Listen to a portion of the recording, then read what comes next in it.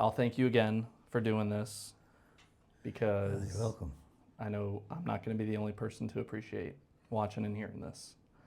Um, first, I'll start off with, what's your favorite color? Blue. Mine too. Hasn't changed. Mine too. What's your favorite food? Steak. I think I like sushi. Favorite number? 3. Mine too. And the reason that's mine is I'm the third. Gerard III. Always have been, haven't changed. That's right. And it makes me, this is kind of how I want to start off the question, is where the name Gerard came from.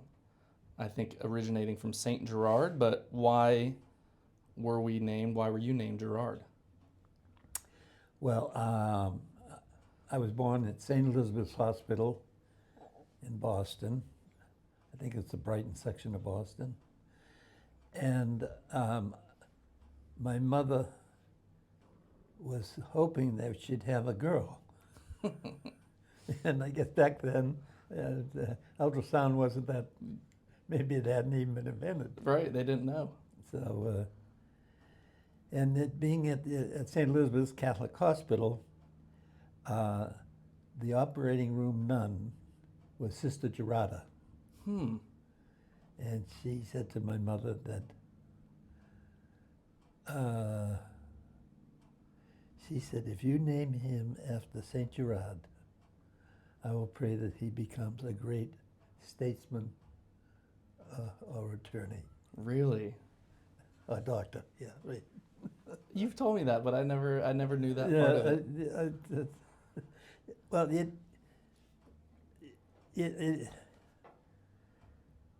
you don't, you kind of be brought up, you don't brag, or you don't say things about yourself that you might necessarily be proud of, but people might think you're some kind of a braggart or something Right, like that. the ego. Yeah. I've always understood that about you. You've never bragged. Even though a lot of people, including myself, would say you've lived a pretty incredible life and definitely successful, not just financially, but accomplishments, but family too. To have the size family that we have. Yeah. I've listened to so many podcasts about billionaires, and some of them don't, when they think of the word success, they don't define it with money. They define it with being able to raise a family that can raise a family and raise a family and generations on. So I know you're not going to brag about that, but look at what family you've created and that has lived on. So Yeah. that's amazing. Well, So we got to thank that nun, have to that give operating credit. nun. Probably most of the credit goes to Joanne. Yep, I agree. To grandmother. Couldn't have done it without her. Yeah. Yeah. So yeah, born November 6th, which is coming up, 1934. What was it like growing up at that time? Well, I probably can't remember back.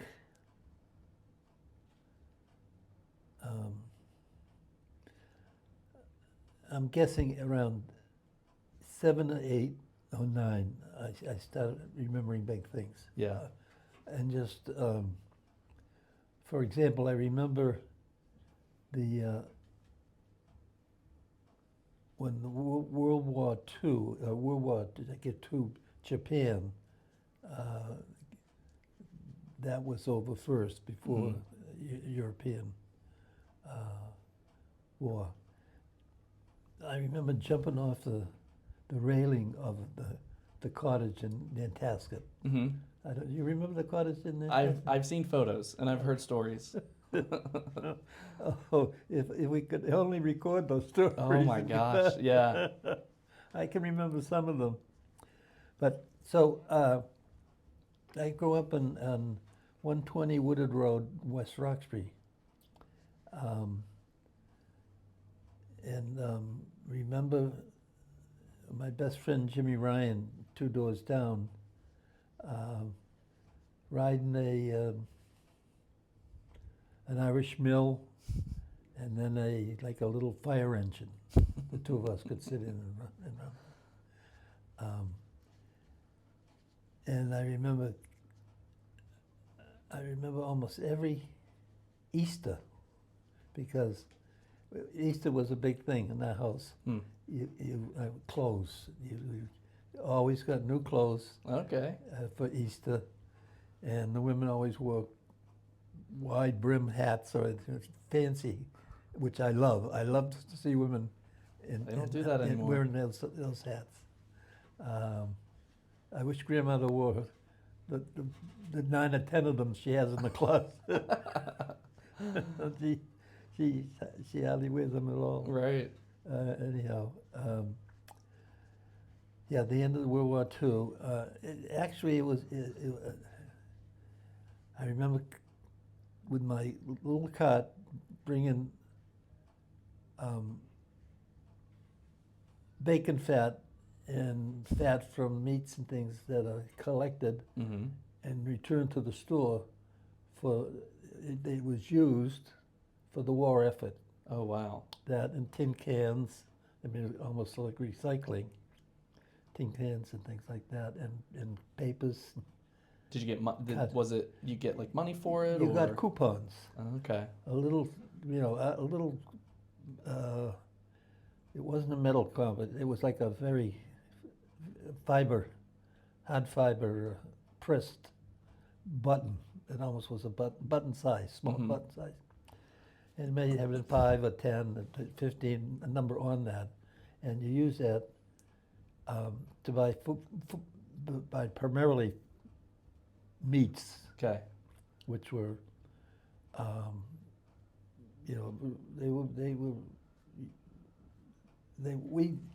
we seemed to have a lot of meats, though, we did.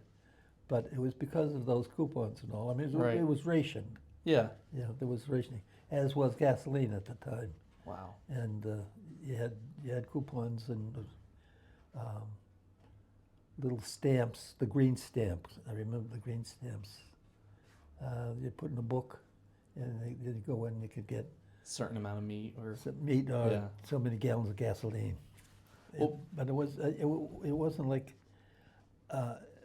like we were being deprived. And at the time, I had everything I could possibly have. Probably spoiled. Yeah. Some would say you were spoiled, but it was a great time. Yeah. And, the downside was World War II, where my two brothers went into the Navy, and there was always a concern that they would be, killed in action, but they weren't. Right. They survived, and it was. I was deprived of my two brothers. I didn't see much of them. Didn't know that much of them Is that because because they were of the in war. it? Okay. I was at that age of, I guess, I was born in 34, so the war around 42, 43. So I was only a young age. What's the age difference between you guys? The age difference between Eddie and Dave, I think was 18 months. Okay. That's And- right about yeah. Kyle and I. And then what about you from them? Pardon? What about how the difference between you and them? Well, probably 8 years between David and myself, and I think 5 years between Ree, my sister. Okay.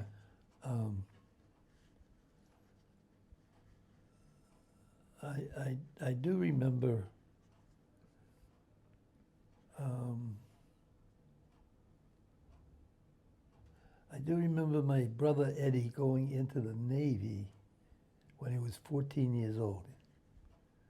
And the commanding officer of the base, I guess, in Boston called my father and said, we'd love to have your son, but not at 14 years old. How did that happen?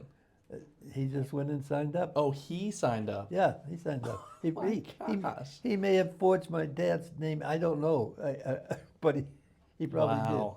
Wow. did. And so that we did go in like the day he turned 16. Wow. I didn't know that. he was on a ship in North Atlantic, and David was a hospital corpsman on a ship, and then towards the end of the war, he was in Charlestown Naval Hospital as a hospital corpsman. And he told me the story of some of the sailors and Marines and I guess it wasn't limited to just the Navy. Mm-hmm. would be in there with limbs off and terrible injuries, and they said at night he would pick up some of them and carry them out to a taxi cab and take them to the local girly show. Wow. And in a bar, Right. when there's some striptease or something. Yeah. Back then, and that's where he hurt his back. He always had a back injury. Carrying them? Carrying them, yeah. these guys, paraplegics. Yeah. And so. Oh, I'm sure. I mean, the that, deed was great, but.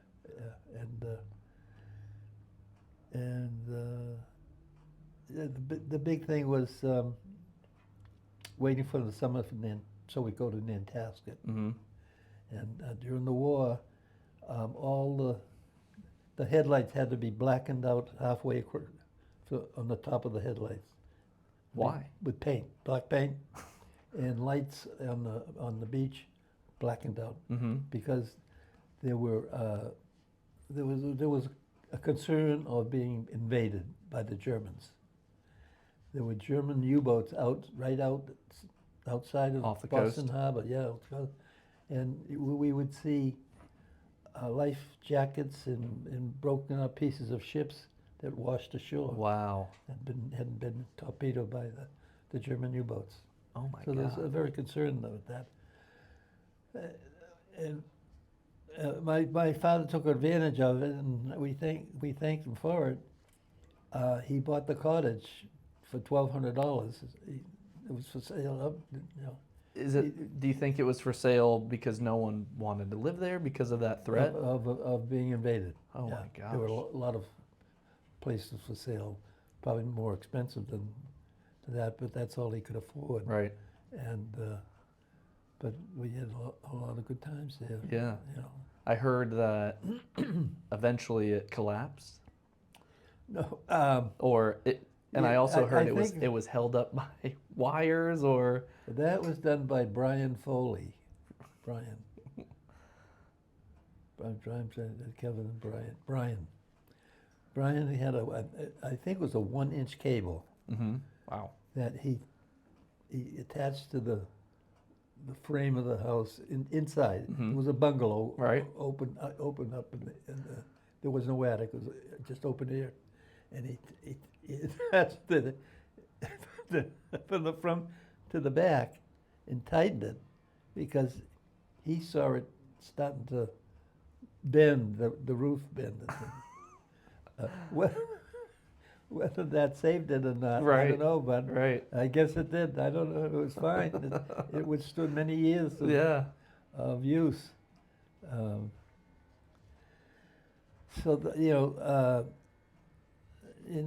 Then I remember being in the kindergarten.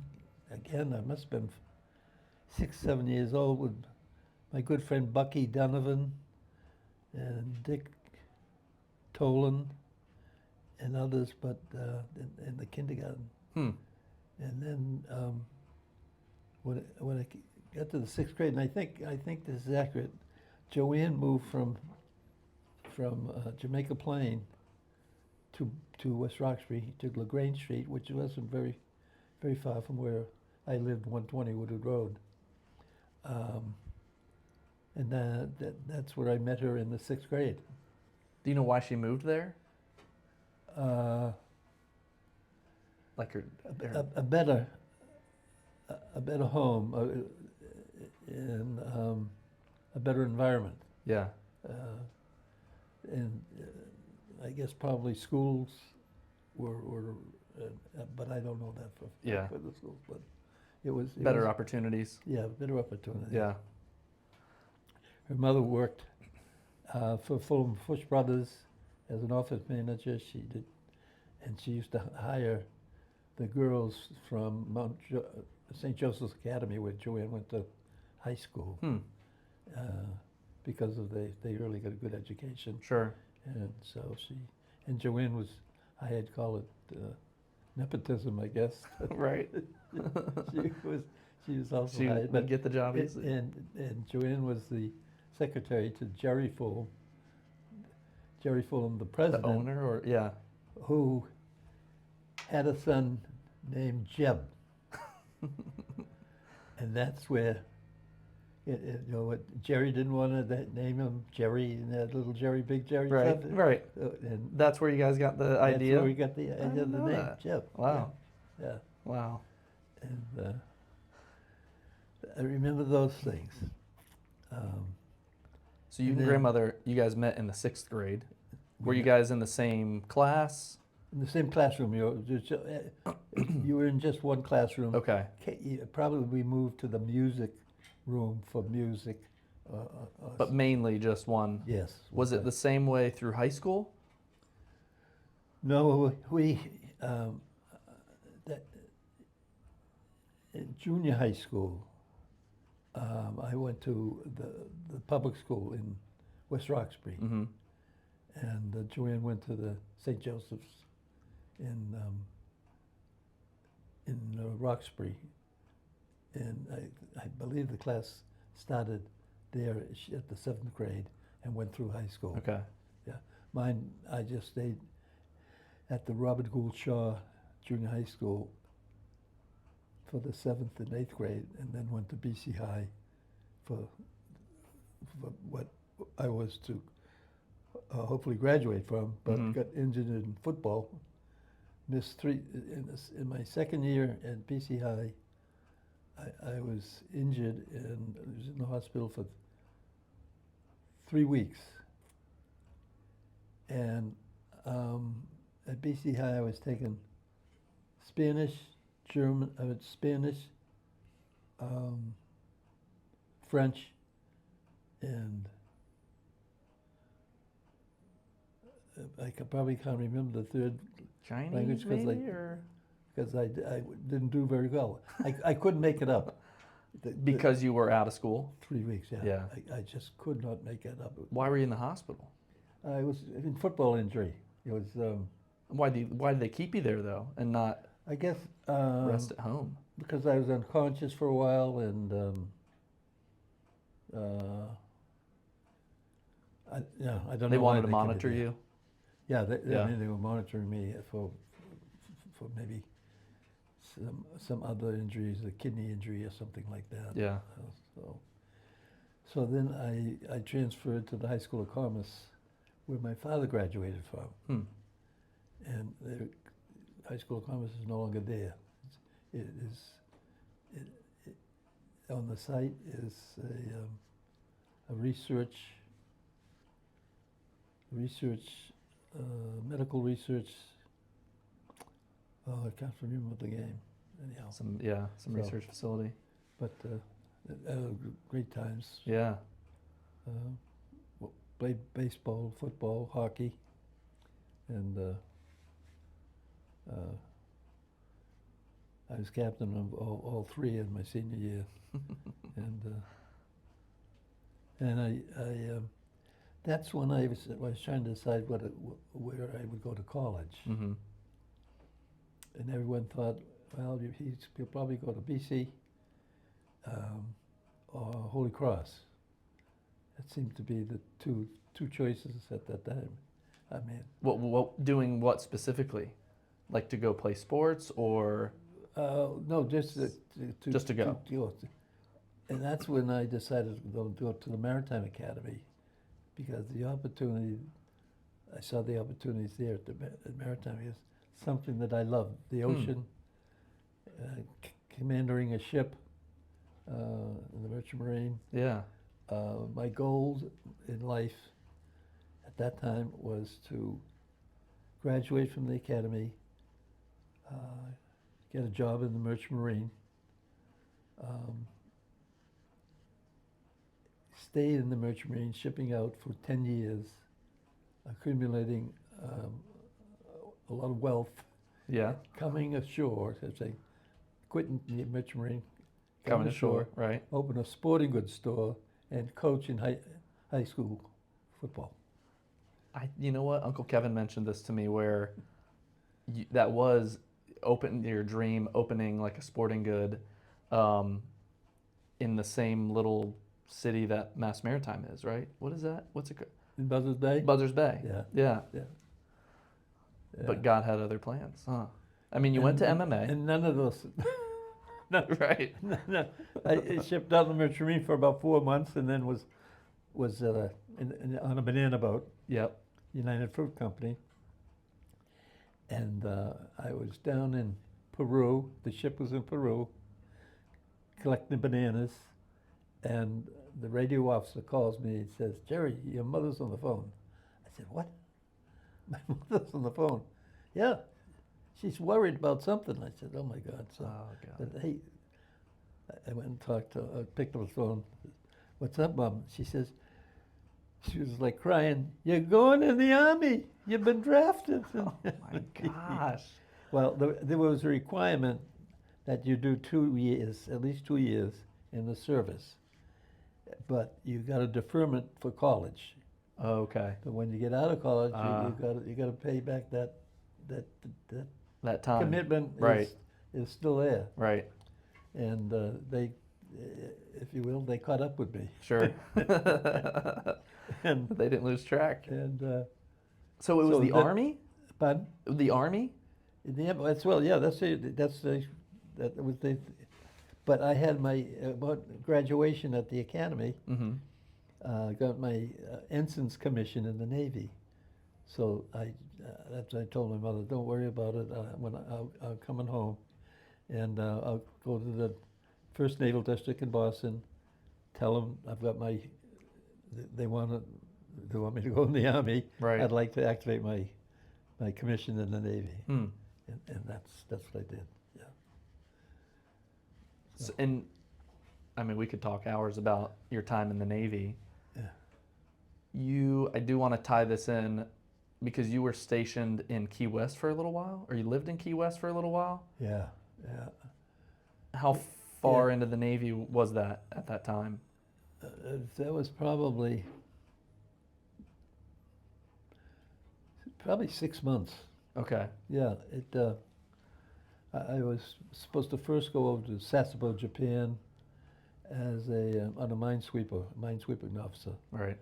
and I was I was down in Virginia. I forget the town. Oh, Yorktown, Virginia. Mm-hmm. Shouldn't forget that. I was in Yorktown, Virginia, on the minesweeper, going to minesweeper school, learning how to sweep mines and operate the ship. That's crazy. And the ship only had 4 officers, which I thought was great. I wanted a small ship. Right. But I wanted to do something.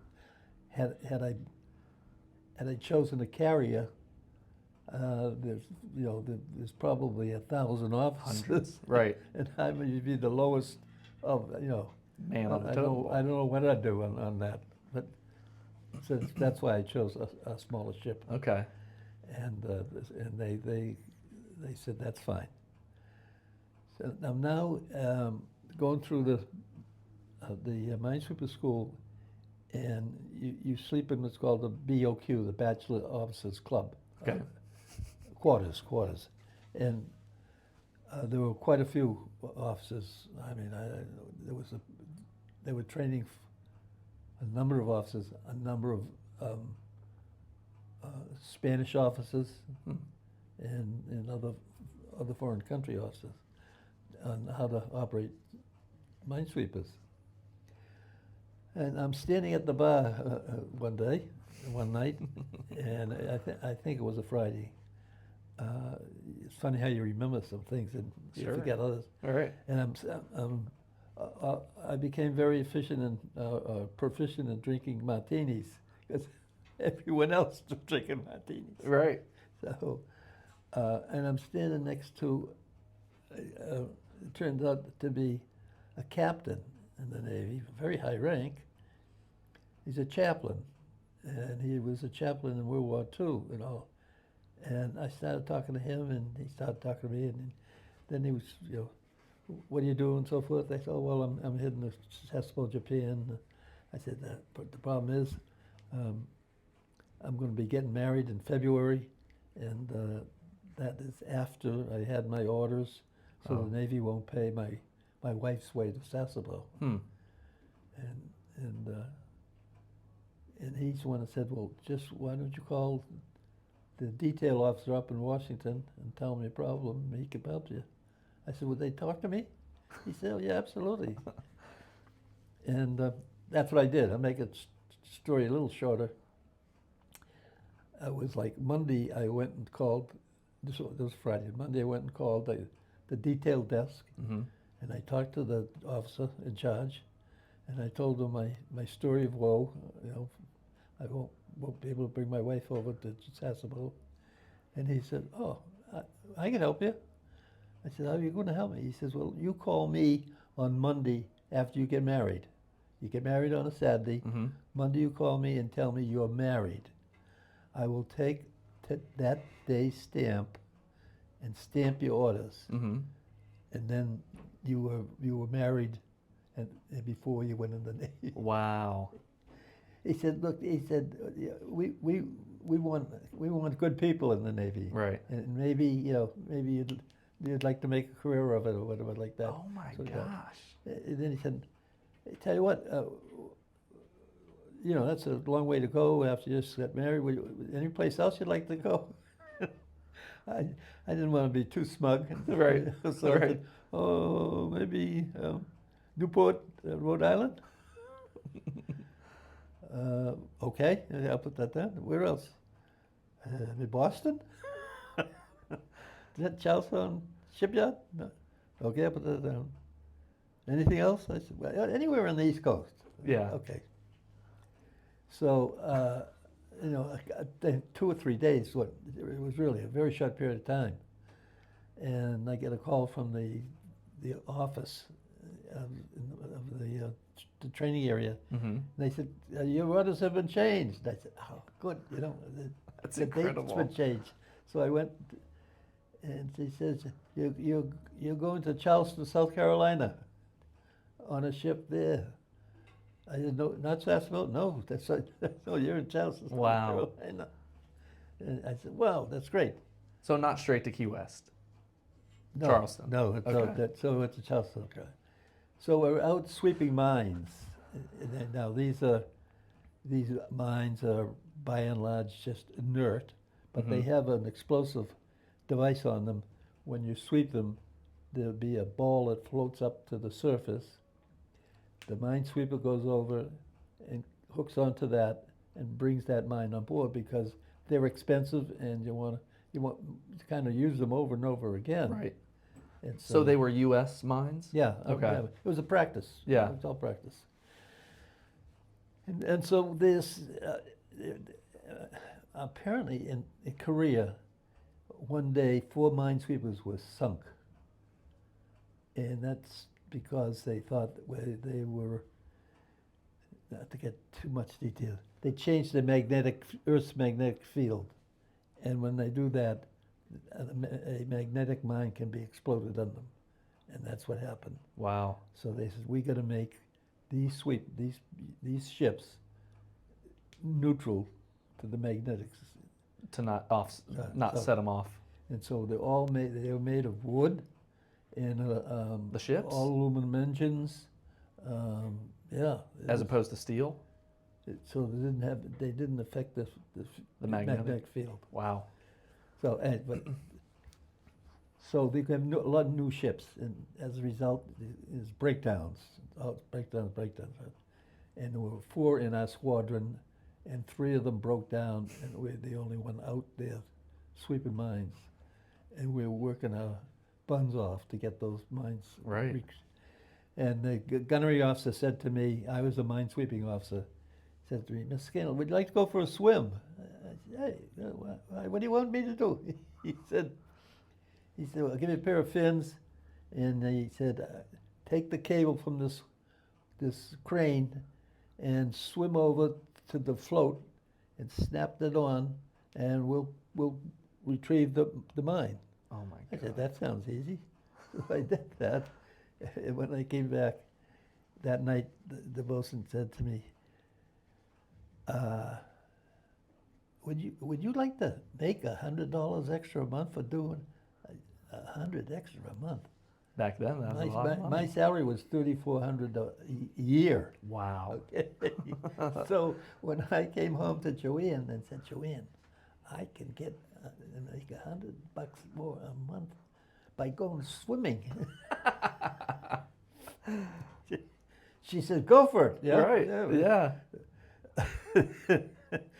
Back then, 100. Oh, and that's then the other is for every dive under 6 feet, Uh-huh. you get $5.50.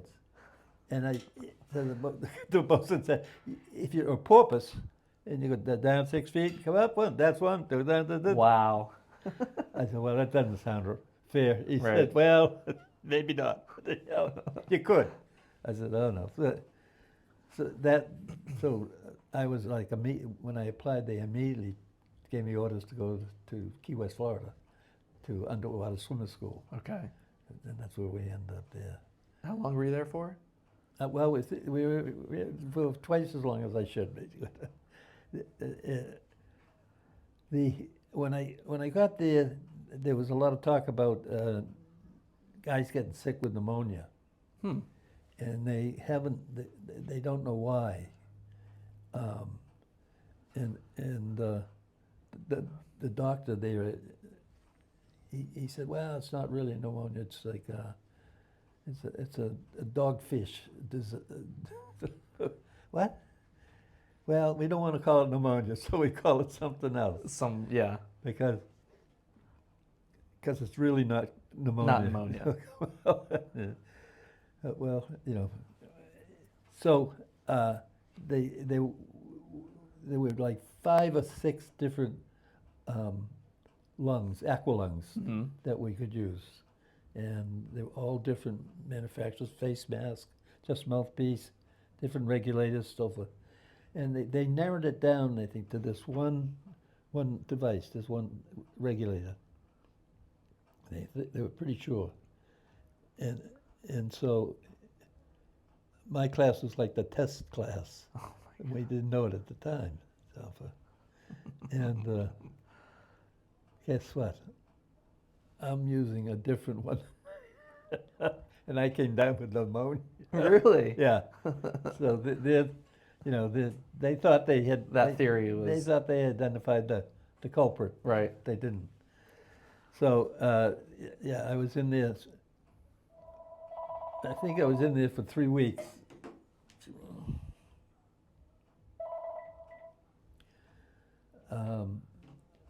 First week I was quarantined, and Joanne had to sit at the door. Was this on your honeymoon? Was this your honeymoon? No. Okay. Well, we really didn't have a honeymoon. Our honeymoon. Or just shortly after you got married? Oh yeah. Okay. Yeah. Oh yes. Because I think someone was telling me that, maybe on your honeymoon or what should have been on your honeymoon, you were quarantined for 3 weeks. No, and you sat on the roof of the hospital, or? Yeah. Well, the first week, so I quarantined, and so I don't know. The protocol was that's 3 weeks. Okay. So the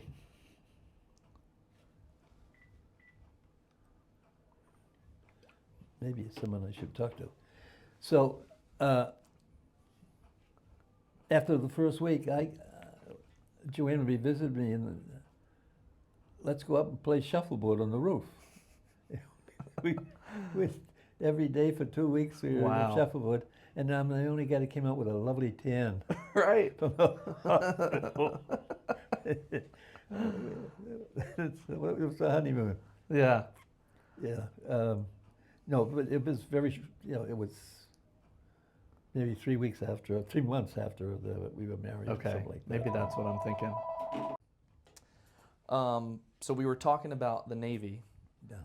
And I think that's a good way to lead into you being offered executive officer of Navy SEAL Team 1. Can you tell me how that came about? Yeah. After I left Key West, I then had to go to explosive ordnance and nuclear weapons disposal school Mm-hmm. to learn how to defuse IUDs and anything else explosive, or even nucleus. And we've had some nuclear problems. But so I was at the school in Maryland. Forget the town. It's outside of D.C. Mm-hmm. anyhow. And there were two UDT candidates that were going through the school too. What's UDT? UDT being underwater demolition team. Okay. And they're the ones that were known in World War II that would go and the Germans would set up these metal I-beams to sink the personnel carriers coming in with the army, the troops, and it would destroy the ship. There was a small, these landing craft personnel were rather small. I mean, they were probably 30 feet long and so forth.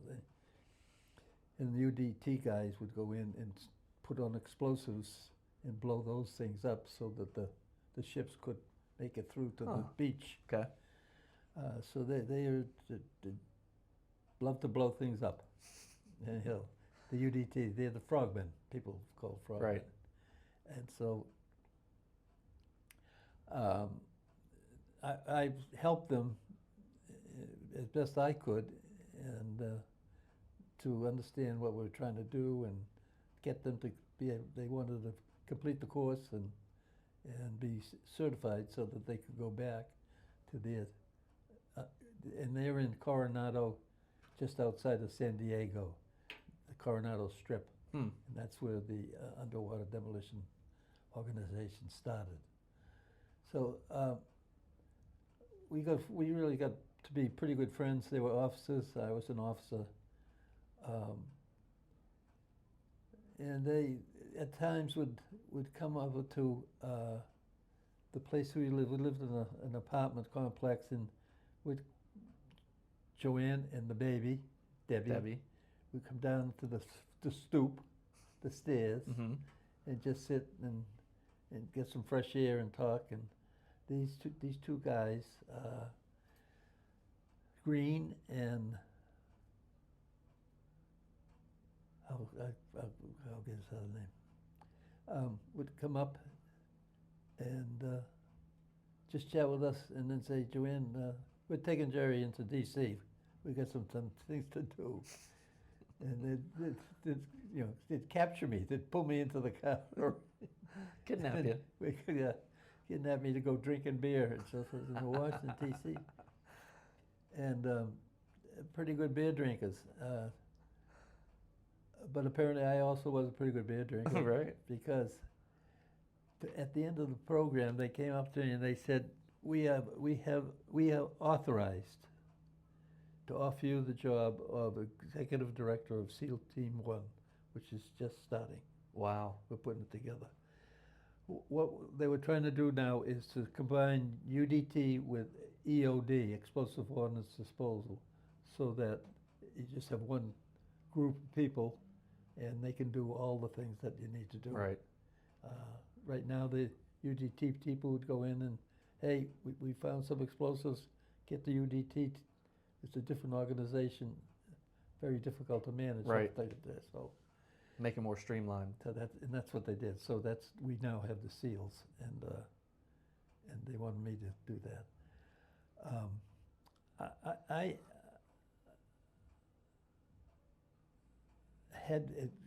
had done a few things that just actually disposing of real live, honest to goodness explosives. And when thinking back on it, I could have been killed, without a doubt. Right. And I did about 3 things that I can remember that I was, God was looking out for me. So I said, no, I turned down the job because I wasn't going to stay in the Navy. I was in for a limited period of time, 2 years. I extended to 3 years Mm-hmm. to go through this EOD program. And I just thought, we have Debbie, and probably will have more children, and I didn't want them. Didn't want that risk. No. So I turned that down. It was a tough thing to turn down. It was an honor that I was going to be selected for it. Yeah. But again, I had to think of the long picture, the long range picture of life. So I did. I turned that down. I feel like taking that position, as risky as it was, would have been the easier decision. It seems like the tougher decision was turning it down, but looking more long term. Yeah. And Yeah. you and me wouldn't be here probably if you did. Yeah. So. No, I'm sure I wouldn't have. Yeah. Yeah. So after your time at the Navy, what did you end up doing? Well, there was another opportunity that came that I'll try to make it short. I'm now at Skiff Creek Annex, the U.S. Naval Mine Depot in Yorktown, Virginia, Mm-hmm. and I'm in charge of the 5th Naval District. I was the explosive ordnance, nuclear weapons explosive officer, commander position. I was still a JG, but they gave me the house. Joey and I had the house. Wow. And I was responsible for the five states or something of the 5th Naval District. And it turned out that the captain of the base was the person who started bomb disposal and explosive ordnance disposal in the United States. During World War II, he went to England to learn how they do explosive ordnance disposal. Wow. So he started the program that I eventually graduated from. Wow. And he called me up this one day and said, "Hey, you want to play golf?" I can't say no to the captain. This is a big deal. Yeah. Yeah. So I went to the executive officer who I was reporting to, and I said, "Hey, the captain wants me to go play golf. Okay?" He said, "Yeah, absolutely." He said, if I know what he wants." I said, "Okay." Yeah. I said, I have no idea what he wants, and I'm not a very good golfer. So we're on the first tee, and it's I think a par 4-5. The course was only 9 holes, Mm-hmm. but it was on the beautiful property of the mine depot. And he told me, he said, "I'd like to make this 18 holes, but Congress would never approve it." He said, so this is what I'd like you to do. At least think about it. I said, "Okay." He said, "See, we're on the tee here." I said, "Yeah." He says, "Turn around." So I turn around. He says, "What do you see?" I said, "The woods." He says, "Yeah. I want you to clear out the woods and lengthen the coal." The coal? The hole. Oh, the hole? The hole. The first hole. Oh. And there were probably 3 or 4 other holes that I could do this. Right. Another 50 feet back. And I, from a golfer, I said, "Oh, gee, it's terrible. It's like coming out of a cannon." Oh, yeah. You better hit it straight. Yeah. Otherwise you're going to lose a lot of balls. So he said, "If I give you 20 men every day with the equipment from the Public Works Department, bulldozers and all this, can you think you can do that?" I said, "I think I could do it, but I will need dynamite." and we don't have dynamite. We have military explosives, but they go so fast they don't work. Okay. You need dynamite that goes, blows it up and slowly lifts this thing up. I mean, you think it's going fast, but in comparison, it's very slow. So I get you that. I said, okay. And so that's what we did. We used the Public Works Department to cut the trees down as low as they could. And I went in and put in explosives under the stumps. The roots, and yeah. And I said, now when I do that, Captain, as you know, I'm going to break a few windows on Executive Row. This is Oh my gosh. where all the officers are. I said, they need to be taped. And I don't want to tell the women to tape those windows. Wow. Someone else is going to have to tell them. He said, they'll tape them. I said, okay. So that's what we taped them. And I don't know how long it took, but it didn't take long. Like there a were few a lot weeks, of trees, few a lot weeks? of stumps. Yeah. Oh, a I lot bet. of dynamite, a lot of noise, and a lot of fun. Yeah, that would be fun. This was, yeah, this had to be a secret, I guess. Let's not let it get out. Do you think he was using his own personal money? Who? Or Him? yeah, because he said he couldn't get that approved. No, yeah. If he yeah, because who's during Korea War really it just ended, and the Congress is not going to approve it. Let's get a nice better golf course. Okay. Yeah. Yeah. Let's put the money to that. Yeah. No. So he gave the I forget who the officer was that was in charge of Public Works. He wasn't all that happy losing his. Sure. I said, look, you let me know you need certain people or you don't. We can work together to this because these guys don't need to be with me. Right. 8 hours a day. So we got the job done. I think. I'm trying to think back of it. That was crazy. That is crazy.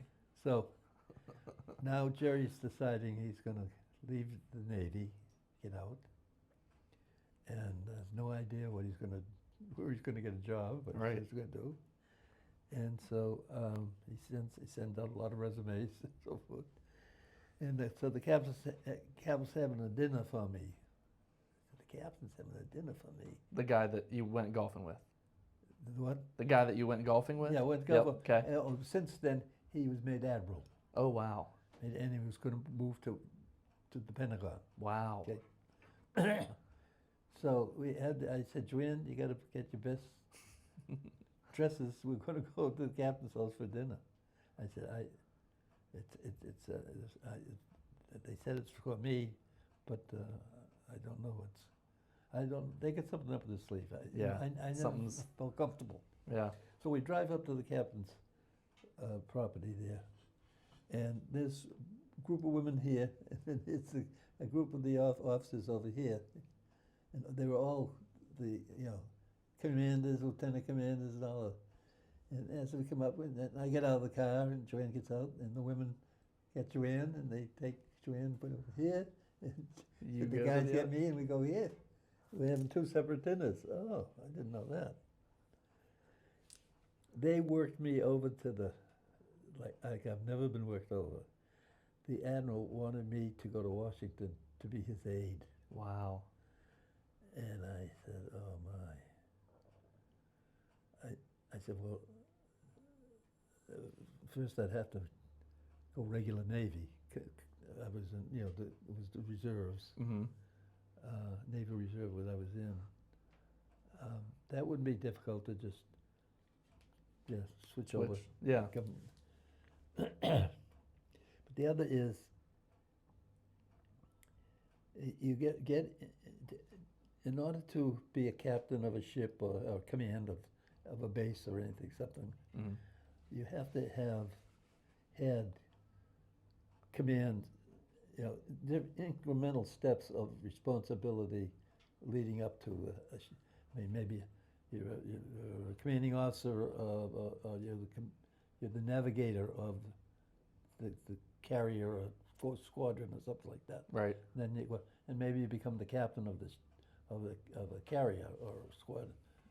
And this is the real Navy, Yeah. and that's what they want. They want these people here go to Washington and run the Pentagon, run the War Department. I guess no. But if you go to the Pentagon as a lieutenant, as an aide, Without going through those motions or experiences. I'm losing the time of that stuff, and so I'm not going to be promoted. I mean, I'd probably be promoted to a lieutenant commander or something like that. But then above that, you need to have some organizational responsibilities of the mission. Mm-hmm. You know. And I don't think you get that as a GG. I mean, and he's going to retire sometime. Eventually. Okay. Right. So when he's gone, unless I attach myself to someone else, but then I could maybe get work I say up to a commander. I'd have to have some other, a small ship, a minesweeper or something, maybe a little bigger than that, to make captain. Okay. And then sometimes you can then retire as an admiral, but you can't stay in as an admiral. You got to retire, Right. or a captain. And so I turned them down, and they did work me over. It was tough. I mean, it was tough to turn them down. It was Sure. It was a process that they put me through that I was foolish to turn it down. In their eyes. At least in their eyes. Yeah. Right. So I did. But that was the two times I had an opportunity to move in a different direction and different responsibilities, and only occasionally have I ever thought, I wonder, what if? Right. Right. But I've never dwelled on what ifs. Why? Yeah. Yeah. No, but it's just, what if? That would have been fun. What'd you do then, after turning it down? I got out of the Navy. Mm-hmm. And I worked for the Casualty and Surety Company. Yeah. As a safety engineer, and there were a couple of guys who were from the Mass Maritime Academy, and that helped me. Okay, that's why you, because I'm just wondering how you went from that. Like, what made you choose that? Yeah, that's number one, a job. I got to get something to make money. Right, got to pay the rent. Yeah. The other was I enjoyed doing the safety work, and then they said, we from time to time we get risks and businesses that we take on that are involved in the government and explosives. Okay. And we would probably call on you to go and help us. That makes sense. I said okay. So I became a qualified elevator inspector, and I was the best damn elevator inspector in Massachusetts. I found a way to do them very well, but in a timely manner. Efficiently. Efficiently. And it turned out the guys, the other guys in the department got a hold of me one time, had lunch. You got to slow down. Were you making them look bad? Yeah. Making them look bad. I said, well, I'm doing a great job. I mean, I know I'm doing a good job. I'm not cutting corners. Right. They're getting a good inspection from me, and I'm finding a number of things wrong, and they get them corrected and so forth. Well, the head of the office there said, "Hey, are you able to move?" I said, "Yeah, I was just renting the place." Well, we'd like to offer you the job of the being out in Worcester, no, being out in Springfield, Mm-hmm. which is about midway, halfway across Massachusetts, and it's right near Hartford, Connecticut. Yes. Connecticut. And I said, "Yeah, that'd be, I think. Let me go talk to Joanne." Right. And okay, they're going to give me a car. Oh, okay. That's worth about $1,500 at that time. I bought the car. Yeah. The car, because you obviously can use it for private, Personal. Yeah, Right. Yeah. So I did that, and then I get it wrong. It was to Worcester. Okay, it was Worcester. Worcester, and it was being an officer in charge there. Okay. They haven't. It would be a new office. This is with Aetna still. Pardon? This was with Aetna. This was at the casualty insurance. Okay. Yeah, and obviously I kept up inspecting elevators and doing a great job with Right. elevators, I thought, and I'd get these different people in the organization at different jobs, and they'd come up to me and say, "Hey, would you go and talk to the broker on this?" Now this would be the outside broker who's getting the insurance from a company Mm-hmm. and placing it with the Aetna casualty. Okay. And they might not have it may be a risk that we don't want to take, Okay. or we want someone really to give it a good look and find out. I said, "Sure." So I did a lot of that, and apparently I did a pretty good job, because they came to me and they said, "Look, we think we'd like you to consider being a special agent." It's a position, and they are company people, and the casualty people in the sales department that go and see brokers and deal with brokers all the time. Not in the safety end of it necessarily, Right. but Just in general. Yeah, because we're getting good comments back from brokers that, "Hey, who's this guy? Really helped me with my, you wouldn't place this insurance, but when this guy came and we did the things he wanted us to do Wow. to make it a safer job Yeah. for workers, Yeah. mostly so." So they offered me the job of being a special agent and starting out in Hartford, Connecticut, the home office. And like the next day I get a phone call from a guy. His name is Riley, and he's with Thiokol Chemical Company. Mm-hmm. And Tom Riley. "Okay, Tom, how are you? What are you talking to me for?" He said, "Well, we got your resume." I said, "I'm sorry, I haven't sent out a resume." He said, "Well, Gerry," he called me Gerry, he says, "we get rid of resumes in our file. We have so many of them. We get rid of them every 6 months."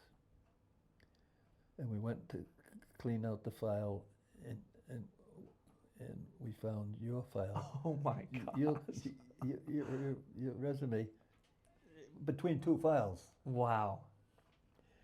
And he said, "And the reason why I'm calling you is we just had a bad accident. A guy was killed and another guy lost his leg and so forth. And so we'd like to talk to you about this." I said, "Hey, Tom, look, I appreciate you calling me, but I'm not interested at all. I just received another offer from this company here, and I'm happy as a clam. So thank you. I can't help you." Mm-hmm. So he kept talking to me and talking to me. He says, "Look, we really we're in a bad situation there. would you come down for a weekend and just look us over and tell me what we should be doing? I said, oh, jeez.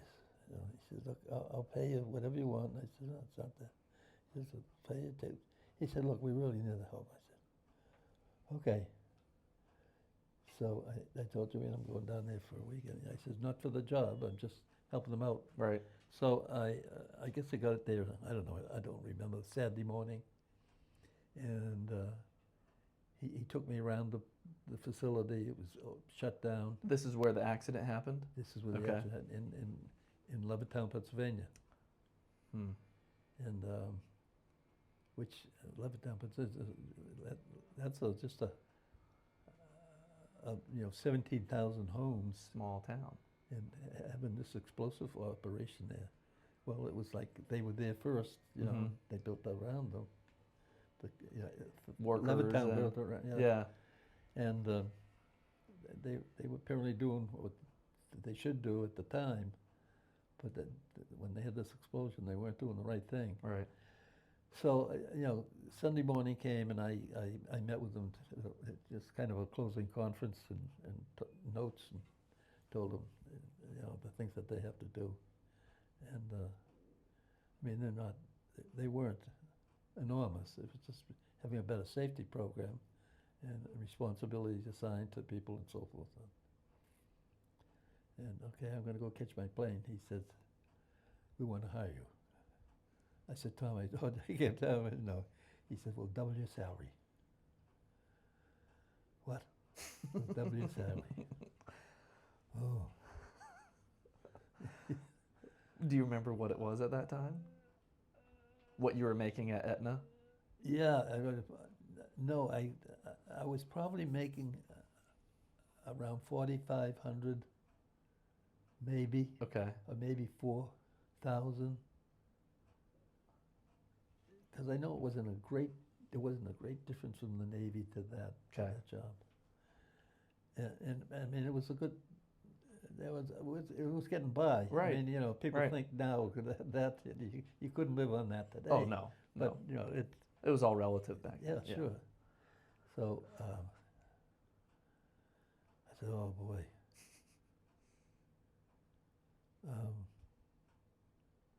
We'll make it 15,000. Oh. So that's like an offer you can't refuse. I mean, Yeah. Yeah. you hear of those things, kind of. So I went back to Joanne. That mean we move again, Gerry? Yeah. 26 times. Over the years. Finally. So I said, geez, Joanne, I think it's a good opportunity. Where do I go from there? Who knows? Right. So, What'd grandmother say? I mean, yeah. you went, but Okay. yeah. When do we have to go? Yeah. Oh my God. Do you remember? We did. Did you have my dad at that time, or Kevin too? Yes. Your dad. Debbie and my dad. Because we had your dad, yeah, and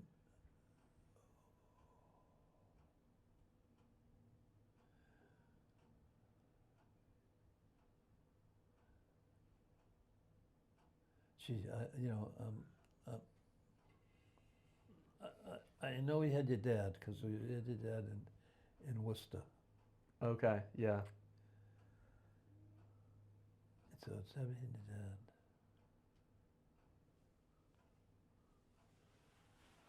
And we may have had Kevin. Okay. And Patty was in Levittown. So Maybe probably it was Kevin.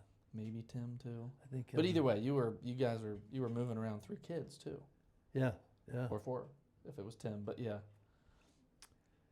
So you took the job. So we took the job. We moved to Levittown, rented a place for 6 months, I think it was. Mhm. And that's when we met the Concannons Mm-hmm. and others. And Then as part of the job, I also got involved in the community, the Chamber of Commerce, and different safety.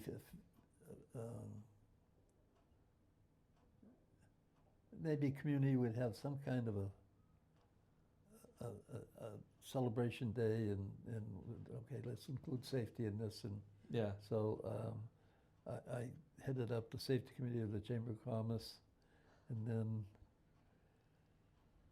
so that gave me exposure, and that led to an offer from Roman Haas, which is in Bristol, Pennsylvania. So don't have to move, Joanne. Right.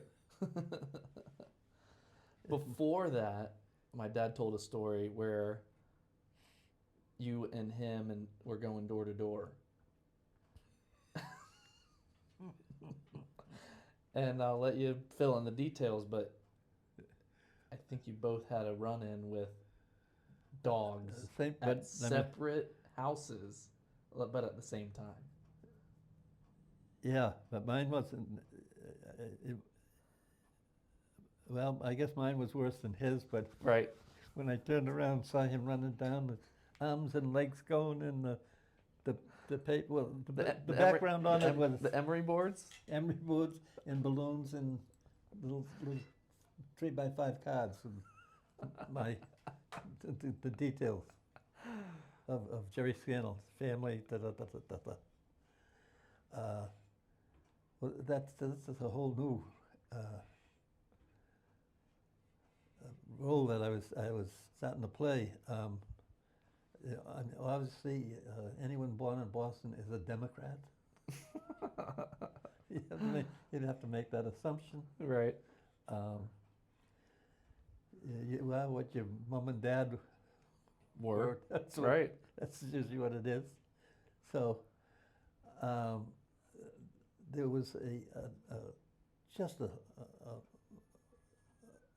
too much building of apartments and other structures that really violated the master plan. And the board of supervisors did this. There were 5 board members, Mm-hmm. and there were, if I got it right, 4, 5, 3, and 4. Well, 3, it was 3 Democrat, and one was a Republican, Augie Everett, who happened to work at Roman Haas with me. Oh, okay. When I ended up at Roman Haas. And so I don't know what it was. I just said, I'm going to go down and talk to the board at a meeting. And Mhm. just whatever I said, I went there, public comments, and I think you guys have violated the master plan. This is what the master plan says, and this is what you approved so many years ago. And they're saying, yeah. And I said, yeah. Why are you doing that? Right. Finally. And I didn't say, but there was a rumor they were getting paid $50 an apartment that they approved. Right. But I didn't know that. That's just a rumor. Well, I went to the head of the Democratic Party in the town and said, I'd like to get involved in that. And he said, well, we don't need you. We got plenty of it. I said, well, no, I pass out stuff at the polls or whatever, Well, we don't need you. So it's okay. So I'd gone to that meeting, and that night, after the meeting, I don't know, it must have been 9:30 at night. It was kind of late. Knock on the door, and who was it but Bud? God, I forget his last name. He's chairman of the Republican Party in the township. And I coach his son. I mean, we knew You coached his I son? coached his son in Little League. Oh, wow. And So he knew of you. oh yeah, Yeah. we knew each other. Okay. But just as father and son, and so he said, I was at the meeting, and what you talked about. He said, you're absolutely right. He said, and there's no way you're going to change that until he said, really, another Republican gets in there who's thinking of the way you're thinking, at least. Sure. We don't want a Republican who's thinking like them, you know. We want a Republican who's. I said, well, I'm a Democrat. You can change. I said, yeah, I could. Yeah. So the long and short of it is I did. I changed my party. I then, yes, I'm running as Republican for supervisor of township. So Yeah. Bud wanted you to get involved? Yeah. Okay. And so I met the committee women of, I had to get approved by the Republican committee women, meet all of them. And Right. I knew several of them. And I chaired a committee for the Queen of the Universe to get some money for children's activities and things. And there was Joanne's sister Ruth who put together I remember it was called the Keen Children. And they just had great big sad eyes. And so she made a card up with that, like, give a kid a break. Wow. And in one Sunday, we got as many fathers as we could to go around their doors and just collect money for the church to run this program. And they'd never done this, and I don't know, we got like $25,000. That was an amazing thing. Jeez. And that just really, that got the church and men all really excited about doing something. And Sure. And seeing that difference. So anyhow, long story short is, yes, I was running in the campaign, so every afternoon I'd take off a little early and I'd go knock on doors and give out cards. I'd say, hi, Gerry Scannell, candidate, Republican candidate for supervisor. I appreciate your vote. You know, hardly anyone knew anything about it or had any questions. I said, well, if you have any questions, call me, okay? Here's my card.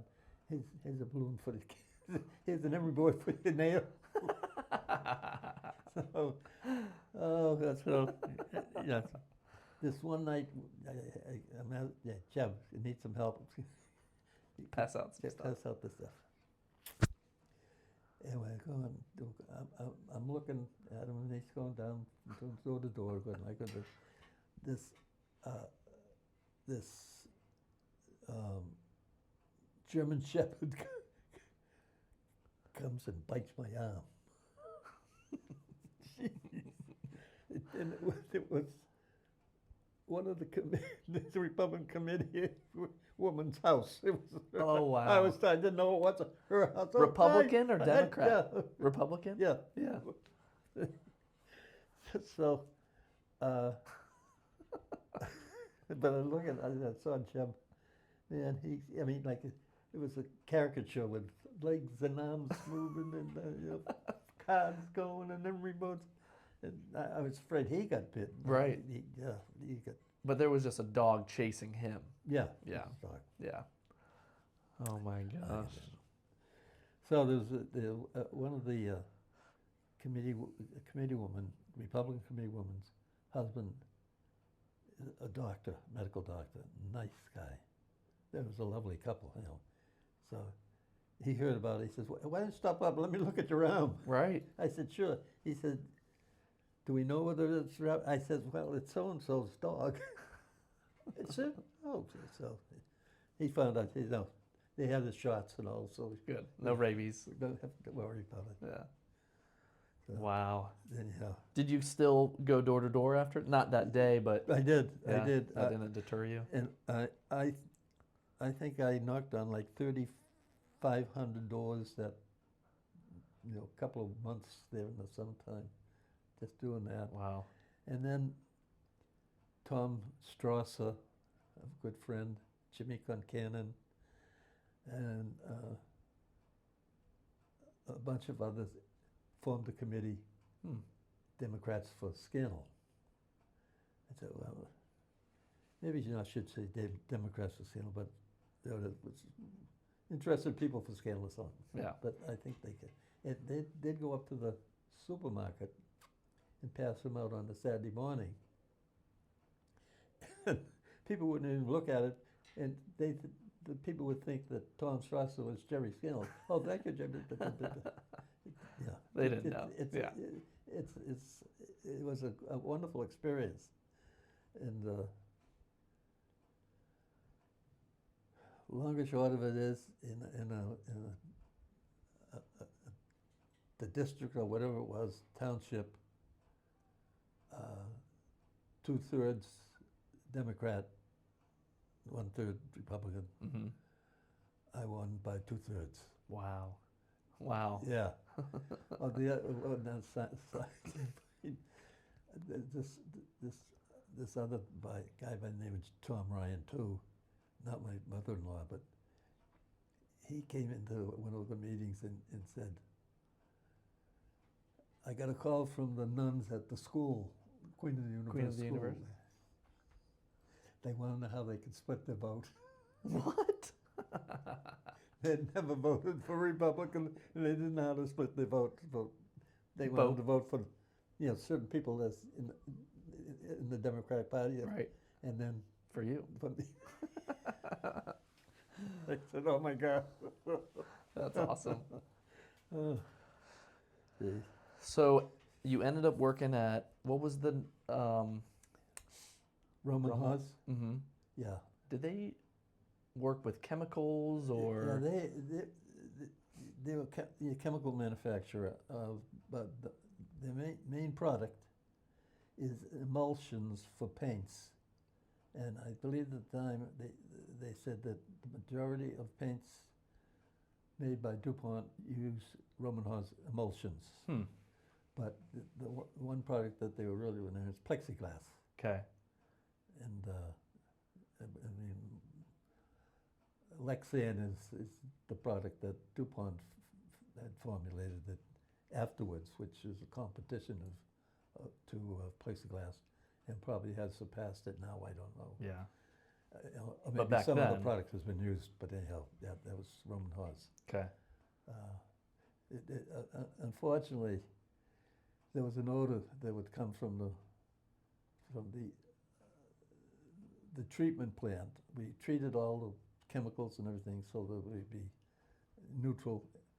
And as a matter of fact, you could drink them when they go into the yeah. A lot of people look like that too, Gerry. Wow. They I don't think I'd drink it, and some volunteered. I didn't volunteer, but the odor was awful, and it's just the process of the bugs chewing up and all the Yeah. chemicals. They finally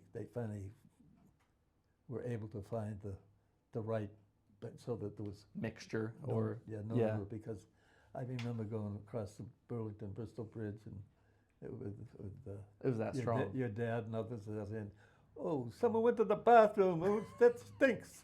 And they said, "Do you work there, Dad?" I said, "Yeah, I work there." But yeah. So after that, did you go to OSHA after that? I got yes, I got a call from the Philadelphia Safety Council. That was a big council in the area, so most of the professionals would go there for monthly meetings and so forth. And I got a call saying, I gave your name to this Assistant Secretary of Labor for OSHA, the newly appointed Assistant Secretary for OSHA, which is a new law that's going into effect, like in January, and this is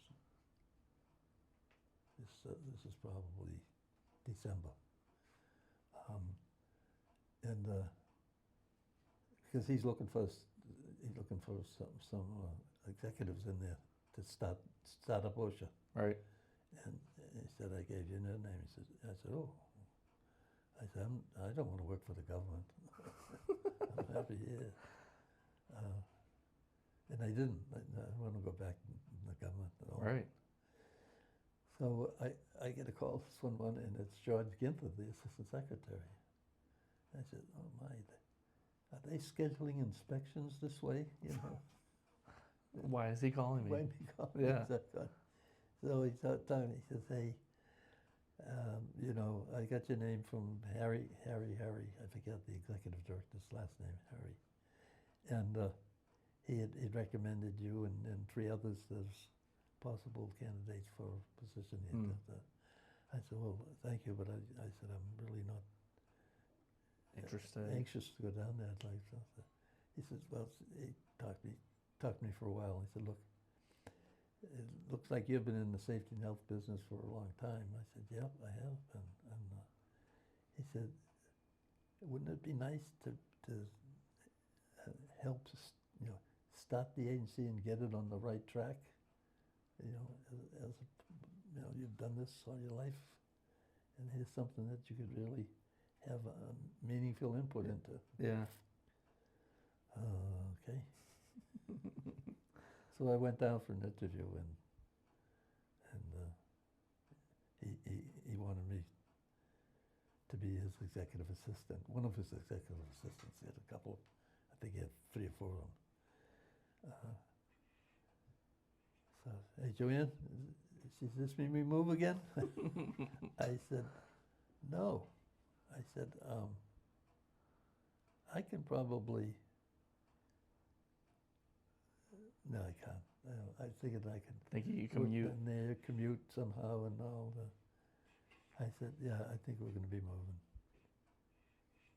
She said, okay, you know. Right. Yeah, she talked about Max Fleck. She was, believe it or not, even after so many moves, you'd say, hey, no more. But no, she was willing.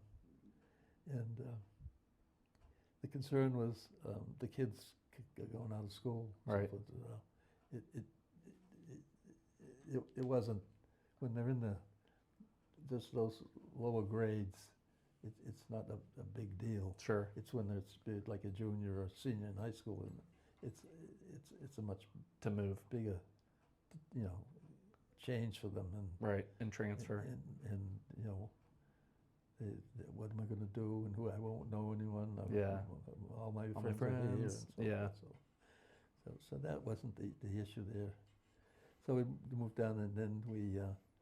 Where'd you move to? Where was it? Crofton, Crofton, New Jersey. no, Maryland. Or Maryland. Crofton, Maryland. Yeah. And you know, it truly was a wonderful experiment to start up something like that. Not only an experience in starting up an idea that you could do this, you could regulate safety in the workplace. You know, a lot of people didn't think it could be done. So, but it was the law, and so you gotta fulfill it. And the standards were written. Standards were written by different organizations that they adopted, and so these are standards that had not gone through the real process of rulemaking and getting comments, and, you know, considering this, that, and the other thing, and coming up with an appropriate. And so that's how the requirement to have coat hangers in the men's room, toilets, got in there, and you know, and then. I didn't know that. Oh yeah. So, and the startup was many of the inspectors come from the maritime industry part of it. The longshore workers laws were hired as OSHA inspectors, and so they'd see this as a violation. Hey, you need a coat hanger. Well, that hasn't really much to do with health and safety. And so the big thing was made. You know, the industry would make a big deal out of that. Right. So George Ginther said, he asked me, he said, you're the only one, he said, you're the one that has any experience in the industry here. Would you take over the job of the Director of Safety Standards, Safety and Health Standards, which was really the guts of the program. Right. And I said, well, the fellow who was there before just had a heart attack. I said, yeah, the job could go if you could cause you a heart attack. So, Stress. yeah, so, so I took it on, and it was tough. Yeah. I had to look through all of the that existed that had been adopted under the new law, and said this should go, this should go, this should go. But you can't do just that arbitrarily. You got to go through the rulemaking process, you know. So we did. I mean, we did. We, the team in the Office of Standards, did a great job of weeding out the coat hangers type of standards, and, right. and just having good, meaningful safety standards in place. So that was I mean, it was great. That that's where I ran into Ehrlichman and Haldeman. What were their names again? Well, President Nixon had two gentlemen. Mm-hmm. I guess you're young enough, you should never heard. They were, they're accused of all kinds of things, you know. And I remember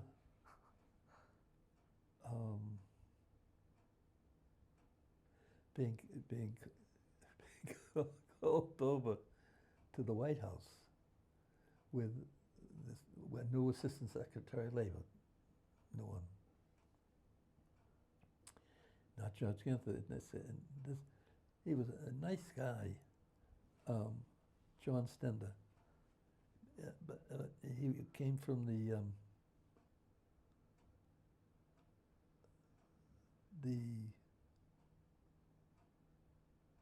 iron workers. No, not iron workers, but similar to iron workers. Mm-hmm. And he had a hearing problem from the noise of the business that he was in at the time. But he didn't, I mean, I wouldn't have understood it either if I was appointed assistant secretary, right, but not knowing anything about it. So we're going over to the White House. Oh, what are we going to see? We're going to see with Mr. Stender, with Mr. Haldeman and Ehrlichman. Oh man, they're tough guys. So what it was a standard on pesticide in apple orchards. Mm-hmm. Well, John Stender's from Washington, the state of Washington. So he said to me, my apple knocker friends, Gerry, want to be sure that this doesn't affect their business. And I said, oh, right, John, it shouldn't, Right. But you just spray it with the pesticide and you wait 12 hours. I forget the exact hours. You wait a period of time, mm-hmm. then the workers can go in, they watch it and do whatever they want. It's fine. Yeah. And so he says, well, is that what this is? Yeah, I says, yep, that's what we've written. Okay, so we don't have any problem with that. So we went over with Ben Mintz. He was a solicitor of labor. He was the attorney. He's a nice, very nice fellow. Very, very capable. And so we get over there, and it was Mr. Haldeman, Mr. Ehrlichman. There was the Secretary of Agriculture. Oh my gosh. I forget the name. Oh, I should remember, but I don't. There was 2 or 3 others there. So, and they said, "No, we've got to make sure that this is." And I said, "Absolutely, it is." And I said, "Ben Mintz, the solicitor, he agrees. He thinks this is the appropriate way to go." And you know what? We're not getting any pushback by the apple knockers. Okay? Well, we are. You are from who? Well, there's some apple knockers. well, we haven't heard from them. Would you give me their names? I'd be glad to go and talk to them. No, okay. So Earl Butts, I think, was the Secretary of Agriculture. He's a big guy. He puts his arm around. Hey, Gerry, buddy. You want to do the right thing. I says, absolutely. I'm his buddy. Right. So, long story short, I go back and we go back, and I said, okay, we're going to the secretary, to John Scannell, the assistant secretary, this is what's going to be said. Okay, he says, yeah, absolutely. And so I go up into my office, and I go home that night, and it gets published in the Federal Register. And I come to work, and oh, hell breaks loose. What? John Scannell called me, what the hell did you publish in the Federal Register? I said, John, what I gave you. He said, yeah, but they gave me, when I walked out of the White House, they gave me another one to give. Oh I my said, John, gosh. Oh my God. Hey John, I'll be right down. I wasn't right close by, but I got 5 minutes up. I walked in. And he says, here, this is what got published. I said, John, that's not what I gave you. Yeah, he said, well, I got the guy gave it to me in the White House and published it. I said, well, no, I said, he said, my apple knocker friends are going crazy. That's right. He said, what do we do? I said, give me what I gave you. Got it? I'll publish that right now in the Federal Register, and do something like, hey Ben, help me, or Ben Mintz, put the words together that, hey, there's some problem in the paper. Wow. So, and I've never told that story. I mean, you laugh about it right now, but at the time, I'm sure it was Oh yeah. hectic. Oh God, it was terrible. Yeah. And of course, the staff, who worked so hard on these things, thought I, Did that. yeah, Right. I called them to get a look. I'm sorry, I would never done that. You guys did. I apologize. Oh my gosh. So,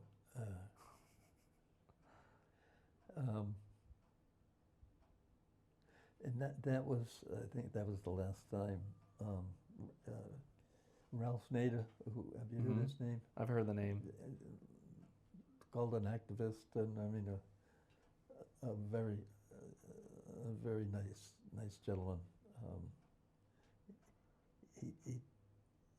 He told me, why don't you write that up in a book? I said, I don't think so.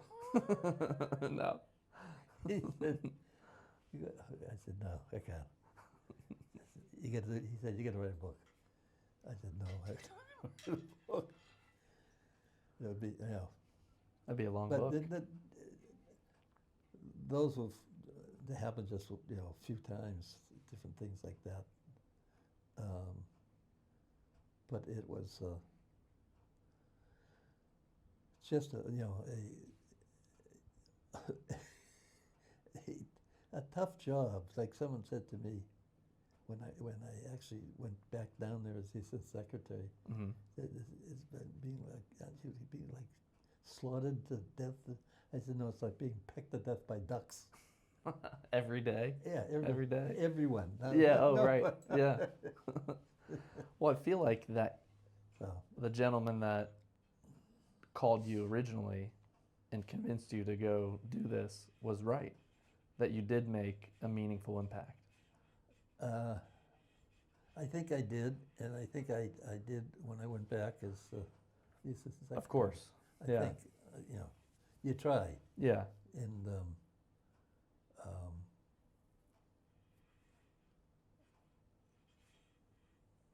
it's nice talking to you and looking out on this cruise ship on the Gulf of Mexico and seeing I see him breaking fish out there. Look, see that? Yeah. Maybe we ought to take a break. Some bait. Yeah, I'm ready to take a break. Yeah. Yeah. So we were talking about OSHA. I think there's more to visit with OSHA and then J&J. But before that, you mentioned when you guys, all these different jobs you took and were moving, that grandmother was super max flex. Yeah. She had to be. Yeah, she was. And where, I don't think I've heard this story, maybe I have. Where did max flex come from? Where did that saying come from? I know maximum flexibility, but do you remember where it came from? I was talking to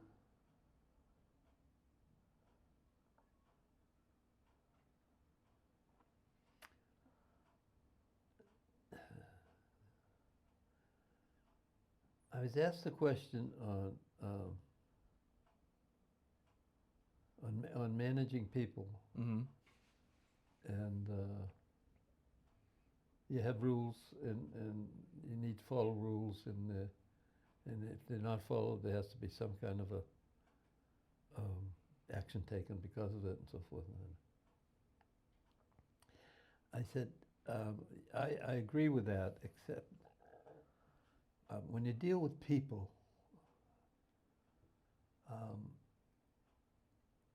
everyone is different, and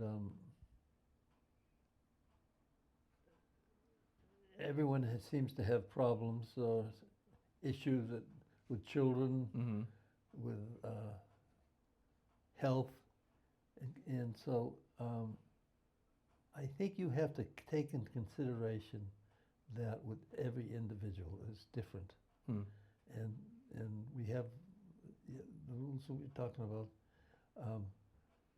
You have to apply them with some flexibility, that you just can't.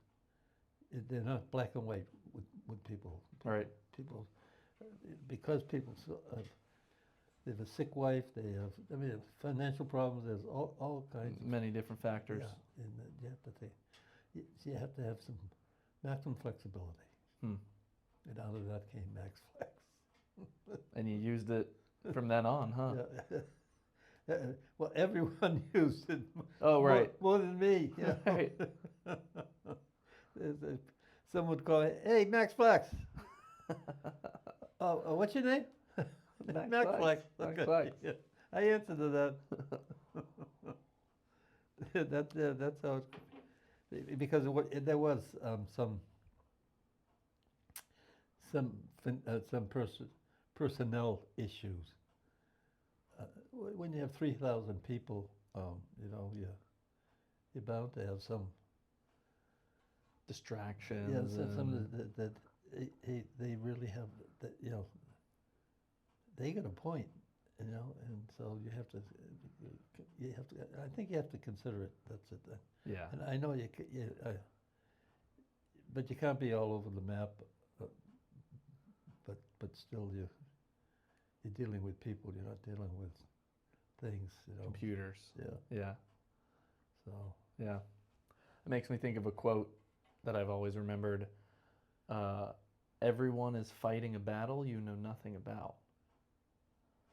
Exactly. Which is true. Everyone you come across. Yeah. But when you're dealing with people too, you gotta remember that. Yeah, you absolutely do. Yeah. And so, there obviously there's a breaking point where you sometimes have to use some kind of force Mm-hmm. of not cruelty, but some reason that at some point you have to say, well, we can't go along with this for much longer the way it is, and so forth. We have to do something about it, and maybe we get the person help. Probably what they need. Yeah. Yeah. I know that. That's what J&J did exactly when they hired Tom Desmond in the Employee Assistance Program. It's I didn't know that. yeah, you know, everyone needs help.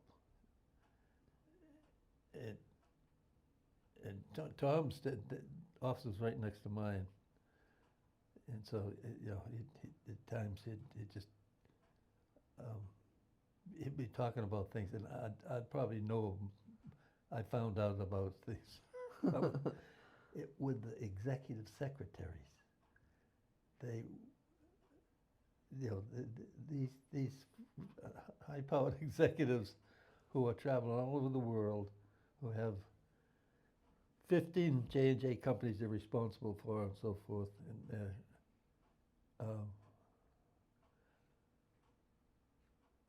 called in and say, da-da-da-da, this, you know, and it's at midnight, and it's in the night, his secretary's time. Yeah. Doesn't matter. Wow. To do certain things, and they would be ones that would be down talking to Tom. Wow. Trying to crazy. Sure. Yeah. Hmm. So, well, hey, I wasn't put here for them. Yeah. I was put here for the workers. Well, no, they're the workers too. Wow. Everyone is a worker. Right. You know? Yeah. So yeah, it was alcoholism. It was amazing the number of people who took advantage of Tom and right. and getting help. Hmm. And help for the mother-in-law, you know. There's one person I can't tell you who it is. I know who it is. He got help. Tom helped his mother-in-law. Wow. Because his mother-in-law was affecting him. Jeez. Is that where you met Tom? Obviously through at That's where I J&J. met Tom at J&J. Yeah. I didn't know that. It turned out that when he was hired, or he was being interviewed, I get called into the meeting.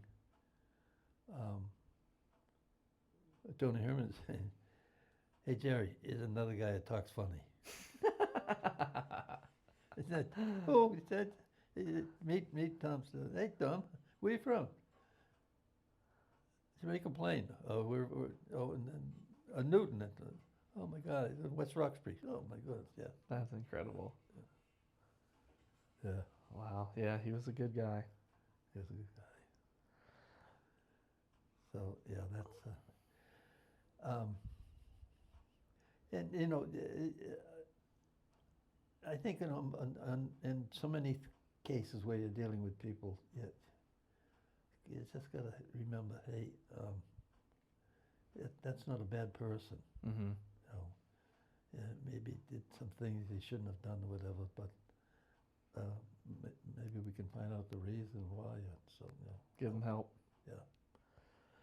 So people call you Max Flex, but people also call you Rocco. Where did Rocco come from? Rocco goes back to Roman Haas, being a chemical plant. Mm-hmm.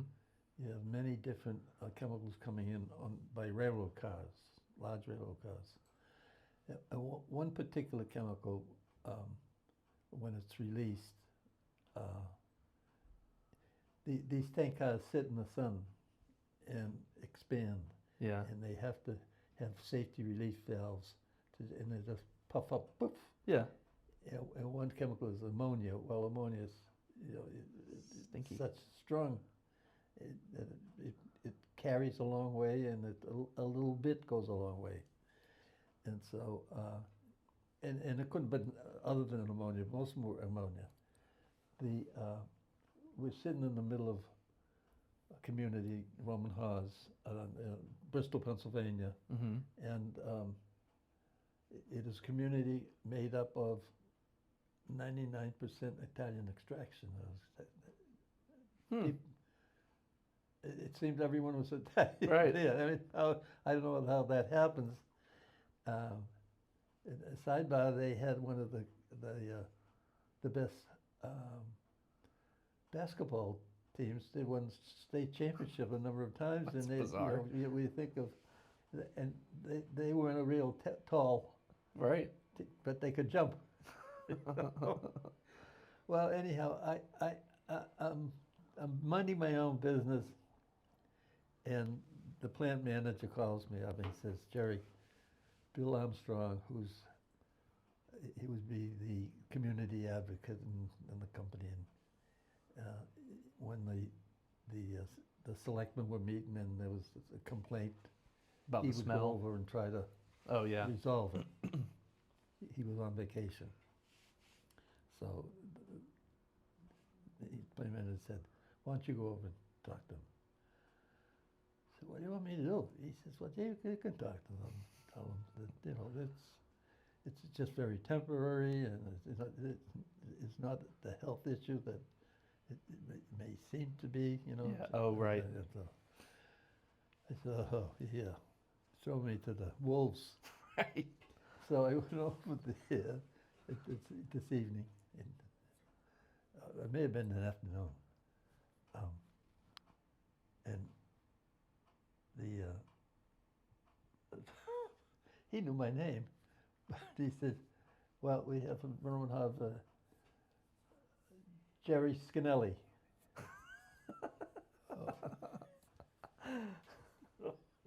Yeah, and so I escaped that, Yeah. And I don't know, another month went by or something like that. Playman just say, why don't you go over there? You did such a good job. I said, I Not didn't again. do such a good job. Well, this time he introduced me, Rocco Scannell. I know what he was doing. He still let people know that I'm an Italian. I got an Italian background. Right. He's part of you. Wow. So So Chuck Hurley heard that. okay. And Okay. he doesn't know me by any other name than Rocco. Right. Wow. I was gonna say, how did that stick? But And then down in Washington, that's there's Rocco. wow. Oh my gosh, that's great. And now your great grandkids refer to you as Rocco. Yeah. Wow. That's right. That's right. Um, And Kevin is Bunky. right. It is. Like your dad. My dad. Yeah. Oh, Kevin, that's funny. I heard some people have also called you John Wayne. Why is that? I haven't heard this story.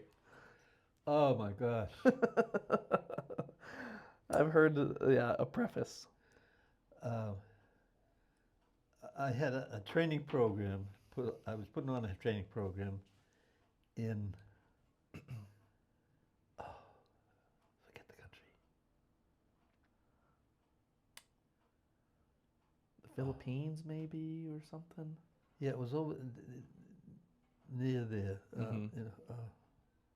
Pacific Asian It's kind an of, yeah. independent country, does very well. It's the country where if you flew into the country and you had marijuana, Mm-hmm. Death penalty. Okay. And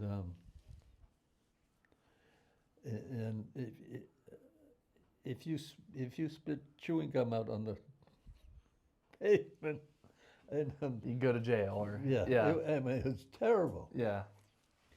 And I don't know, there was some young guy had marijuana, came in there, and it was a death sentence, and the Pope got involved in it too. I mean, it was an issue that Worldwide. everyone knew about at the time, and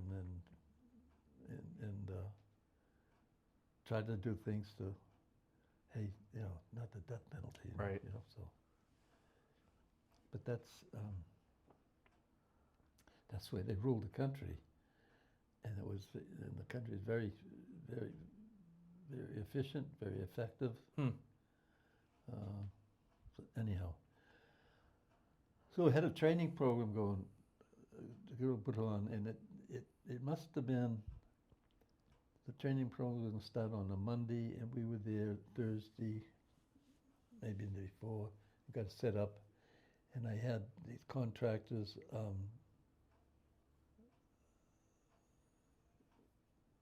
from Kemper Insurance Company, the subdivision of it, name I forget. They were with me, and they were setting it up and all. So I guess Saturday afternoon or maybe Sunday, we're over on the little small beach, and we were all there. And then it was, I guess, lunchtime. We wanted a beer or so, and we went back to some picnic tables, and the waitress come out and help us. And this gentleman, I can picture him today, and his son, sitting like right there, just staring at me. And you know when someone's looking at you. Right. And, I mean, You feel their eyes. And Yeah. and he comes up to me. He says, "John Wayne." I'm like, oh, this John. She's putting on someone else. You, John Wayne. And I think he was from Korea, but this wasn't in Korea. This is John Wayne. No, absolutely. Would you give me his autograph? And give my son his autograph? Oh my gosh. This Bob Donzer used three. I don't know how many of us would be. They're looking at this. Right. Because they're going to make a big deal out of this. Oh, yeah. On Monday morning Right. when I got. Give you shit for it. We have John Wayne here. So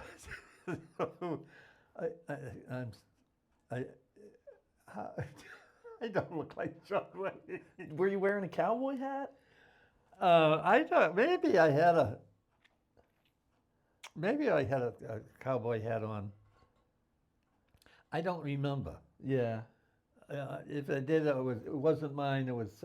Okay. I don't. You didn't it was the normally. one I had from Australia. I picked one up in Australia. Oh, okay. I could have had it. Okay. Either way, I don't they think- thought you looked like John Wayne. Oh my God. So that the next Monday morning all the guys said, Oh yeah. Wouldn't let you live it down. oh jeez. Yeah. I couldn't believe it. John That Wayne. is funny. John Wayne. You look like John Wayne. Another nickname story I heard about is Shrimpy and David. Oh, I don't think I've heard this before. Shrimpy is my brother David. Mm-hmm. His name was Shrimpy. Right. His nickname was Shrimpy. Right. Yeah, right. How did he get that nickname? And I don't know. It was when he was young, Okay. and he wasn't necessarily the shortest guy. Yeah. Yeah, but he was maybe 5'7", Okay. maybe 5'7", 5'8", and but among his peers at the time, I guess the friends called him Shrimpy, and that stuck. And was there an altercation in a bar one time of someone calling him Shrimpy? Or my dad told me about this. Ask grandfather about David and the Shrimpy story. No, he may have been thinking of. This is during the war. Okay. David is in the Navy. Mm-hmm. He's home on leave, and his girlfriend and wife to be eventually was Barbara Leary, and she lived in Weymouth, Massachusetts. Mm-hmm. And Weymouth is a community that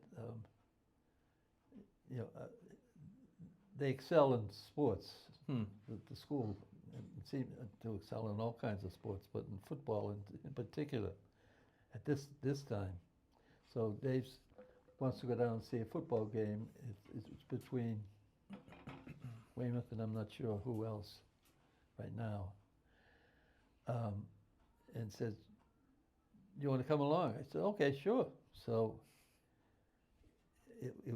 the game had started, and it was difficult to find a parking space, like in some woods, in a wooded area. Anyhow, and he was able to snake through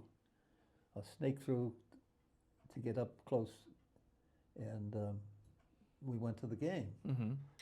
And afterwards, after the game, he came out, and there's this car here that's blocking him. And he sees the guys getting in the car. He said, "Hey, do you think you could move that?" And he says, "Well, I'm not driving the car." They said, "Okay." So and we waited and waited, and then so Dave's looking in the side view mirror, or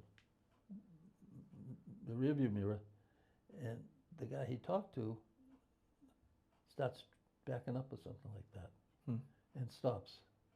And Dave gets out, and he was furious then, and I think he took a swing at him through the window. What?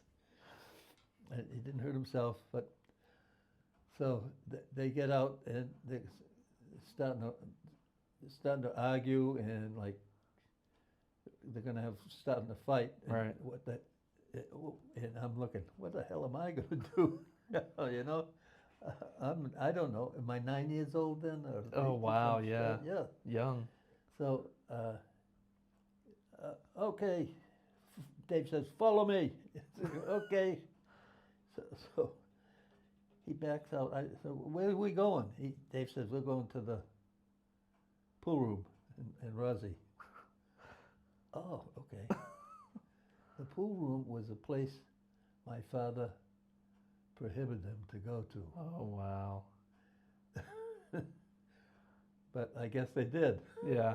And I guess that's why he was, my father, the pool room at that time was, A bar.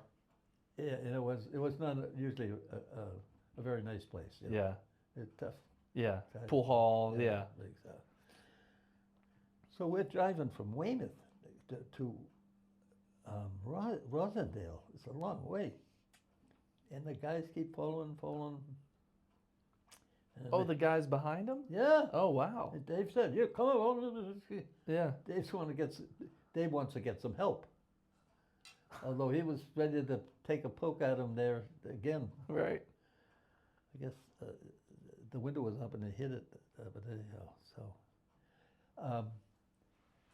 the guys left, and we never did go to the pool hall in Rosie. We went back home to West Rock. Huh. But he could fight. Yeah. But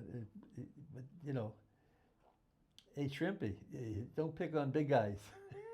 Pick on Right. guys, Right. Pick Your on own guys size. your size. Yeah, we have a chance. Yeah. So, Shrimpy. yeah. Oh my gosh.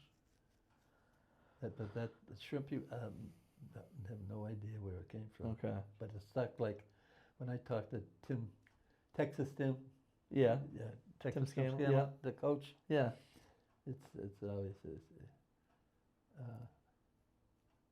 Shrimpy. He said, I talk to him every morning. Get coffee here. That's cool. Yeah, he and Tim were very, very close. Mm.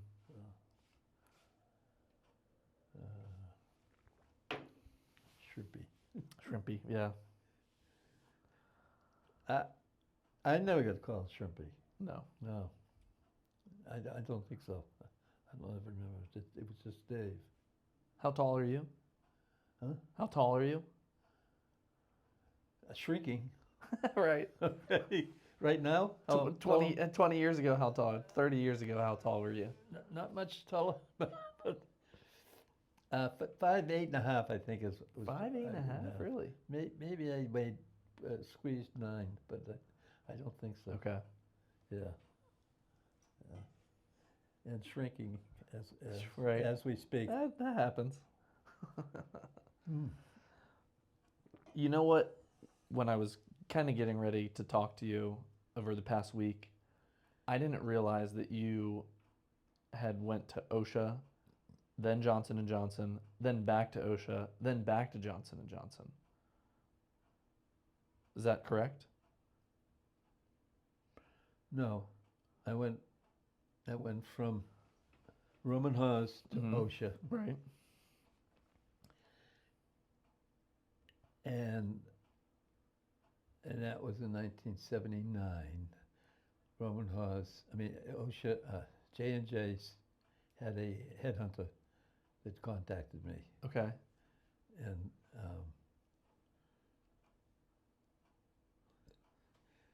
they wouldn't tell me the company. They says, "Come on, look, you tell me the state anyhow." Right.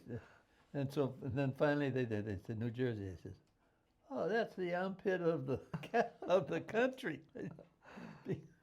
because coming down New Jersey Turnpike years ago was worse than Horrendous. Roman Haas. It was, I mean, your dad maybe remembers it. He said, "Oh, God, The smell. go to the bathroom." Oh, the smell was terrible. Yeah. Yeah. And so I went to J&J then in 1979. Then went to OSHA. Then I went to J&J for a short period of time. So what? So you went from OSHA, then to J&J, then back to OSHA, then back to J&J.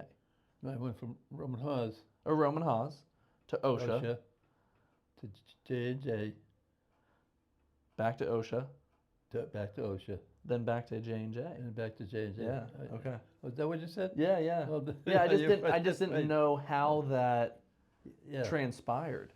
Yeah. The Roman Haas to OSHA to J&J to OSHA to be assistant secretary. Right. And when you leave the company and when the government, you have to sign a paper saying that you have no agreement with J&J to go back to J&J, no underwriting, no verbal, no da-da-da-da-da. Huh. You have to just sever it. Right. And then that's the toughest part of it was is I had to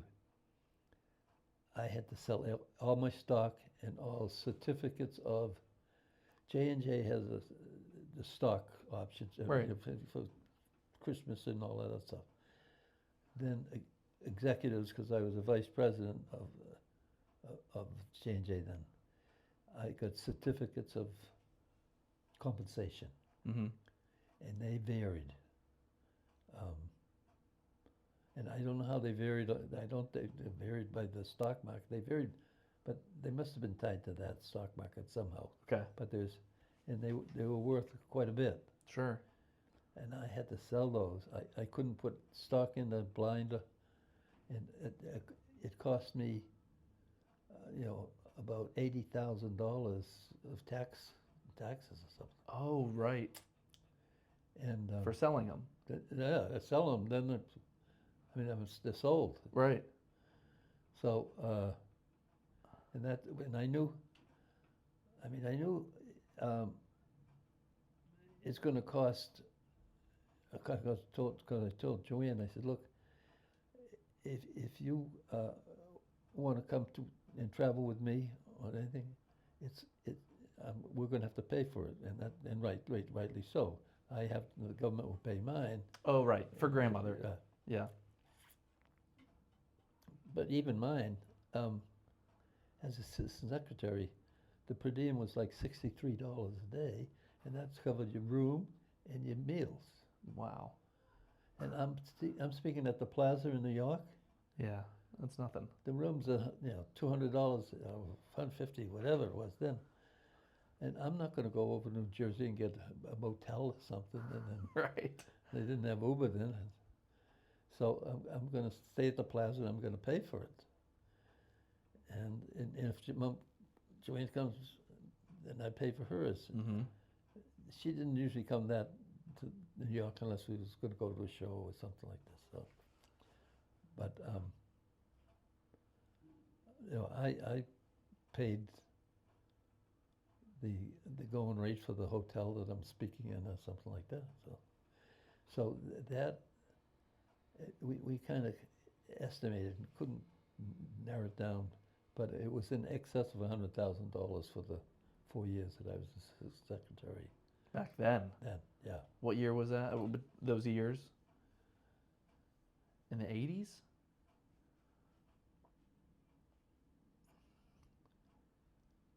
'89, 89. 92. Okay. Yeah. $100,000 in excess back then. Back then, yeah. Plus all else on the stock, selling the stock. I did not know that. Yeah,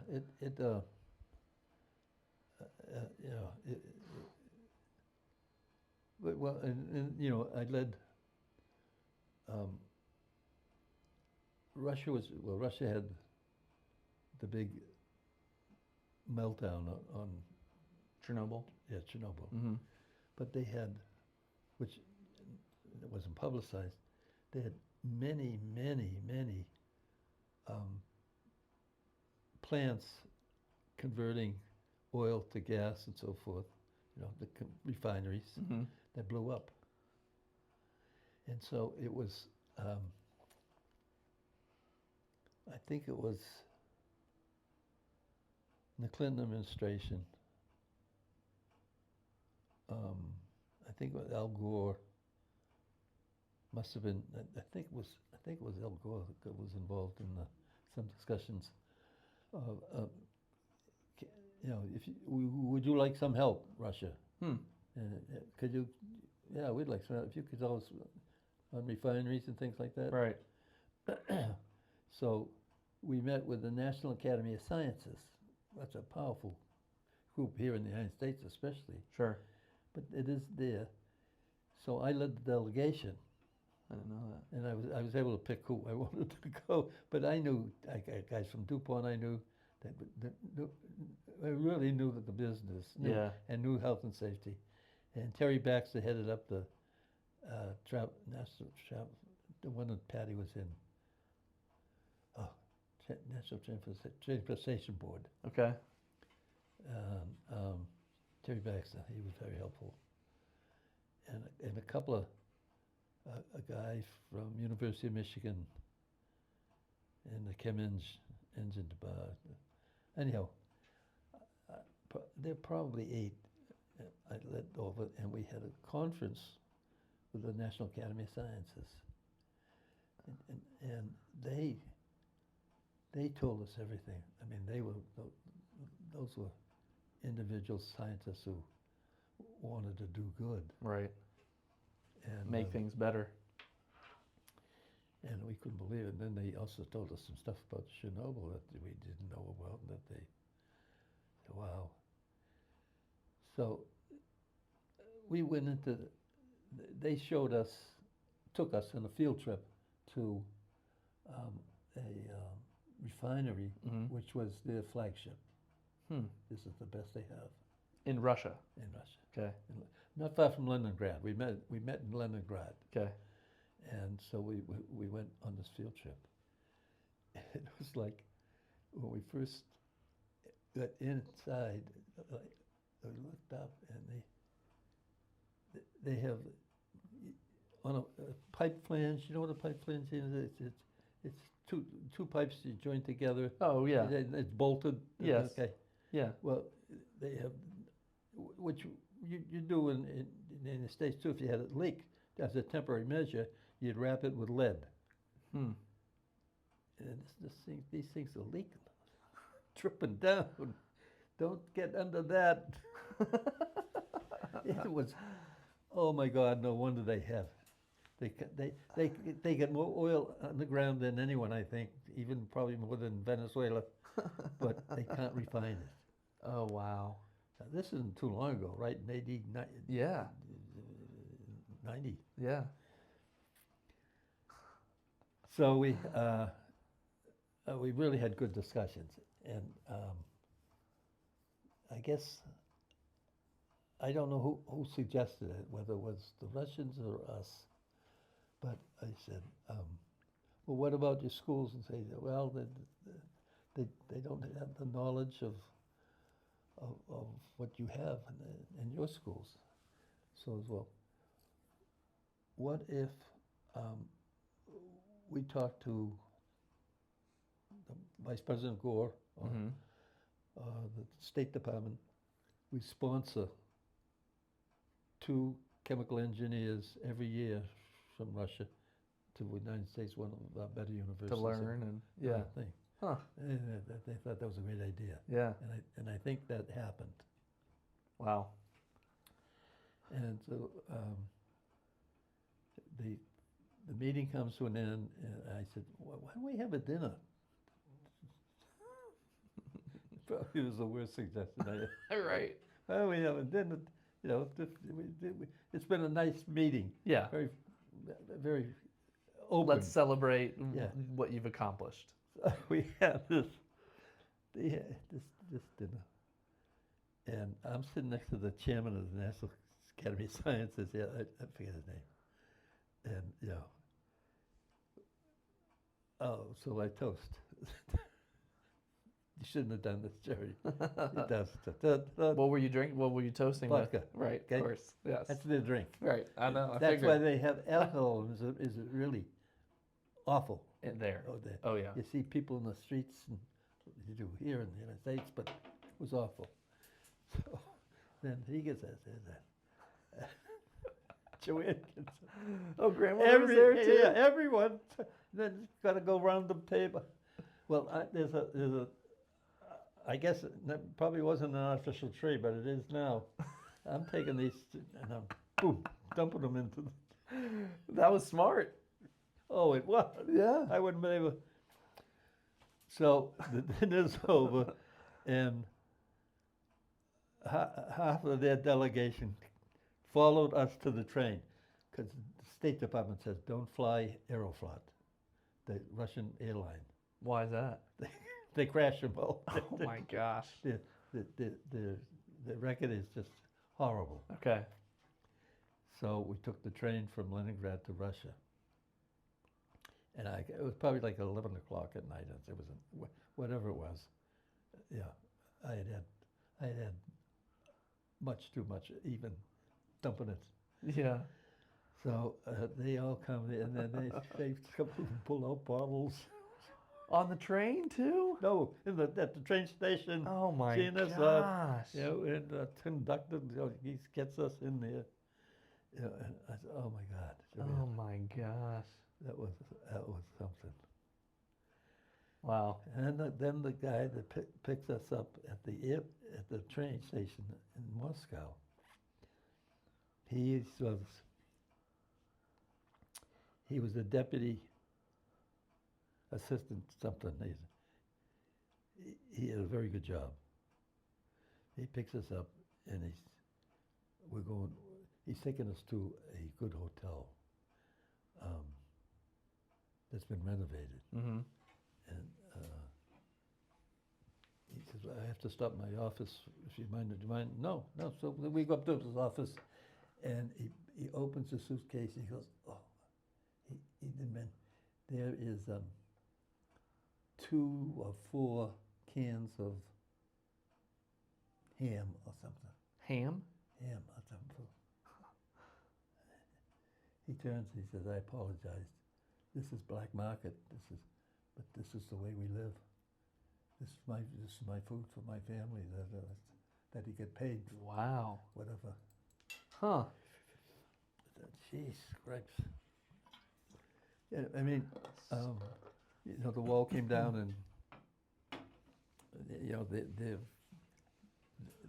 they are now a capitalistic country for sure, Oh yeah, and it's good and it's paid for, but you know it had its downsides. Yeah. rough edges on it. It's getting started, and a lot of people making money on the black market. You know that Doing what they have to do. Yeah, shouldn't have happened. But Wow. anyhow, I said, oh, amazing. That's incredible.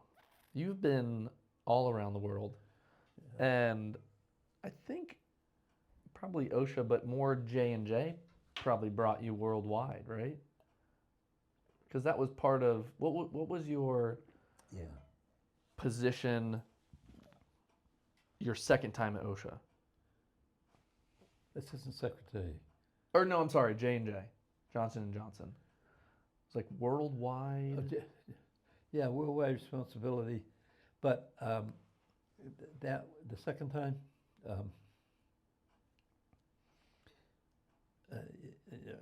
I'm not criticizing J&J, but it changed, Hmm.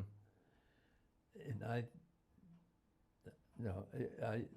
didn't care for it, the change that they Okay. made. I'm not sure that, and it was sort of experimental, but no. So the National Safety Council was looking for a president, CEO, at that time, Yeah. and they asked me would I be willing to do that. I said, move again. Grandmother, here we come. Right, Max Flex. Again, she said, Gerry, you said you retired. She said, what's retiring? Well, retirement is I don't work anymore. She says, oh, I think I'm going to retire. And I said, what do you mean, Joanne? She said, I'm not going to cook anymore. I said, no, touche. Yeah, Okay, touche. So I have been probably more of a regular cook. Right. and she's suffering from it. You Yeah. know? I think one of my favorite memories growing up is when we came to Orlando and you were staying at the Omni Hotel and you had a conference there. I don't know if it was when you were with National Safety Council or J&J, but you had the like presidential, you had the suite. We stayed with you. That was one of the best memories I had growing up. That was incredible. What was that for?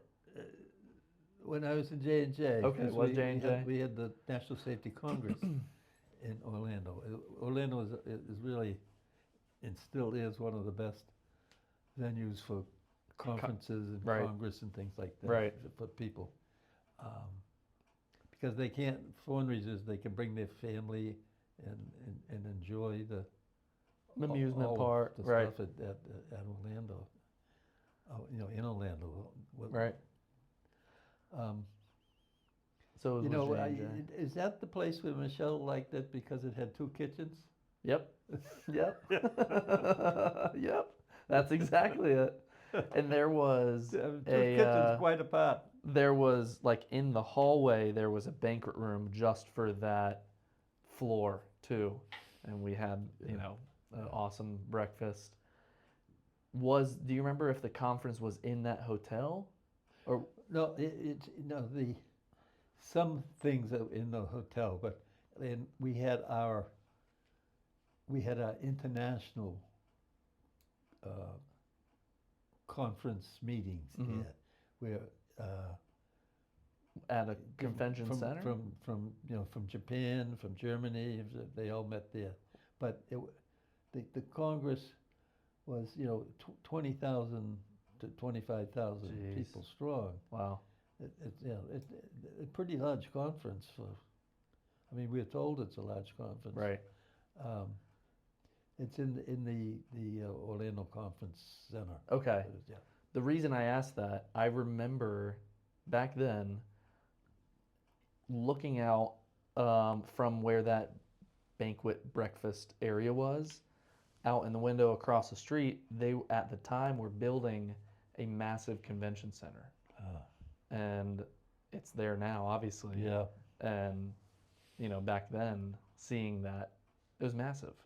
So, yeah, I remember that. That was one of my That's not when great memories. you ran, and we were running towards the river or someplace, and I ran after you, and you stopped, and I went over you, and I ended up with a hip pointer. Was it around the pool, maybe? No. I don't know. It was like a winding walk area, and Oh, I don't. you take off, No. and I go chasing you, and you stop short, and I move, and I got the worst hip pointer. I don't know. Oh my God, I'm so sorry. It may have been young, when you were a little younger than I don't Right. know Yeah. It might have been then. Wow. Yeah. Yeah,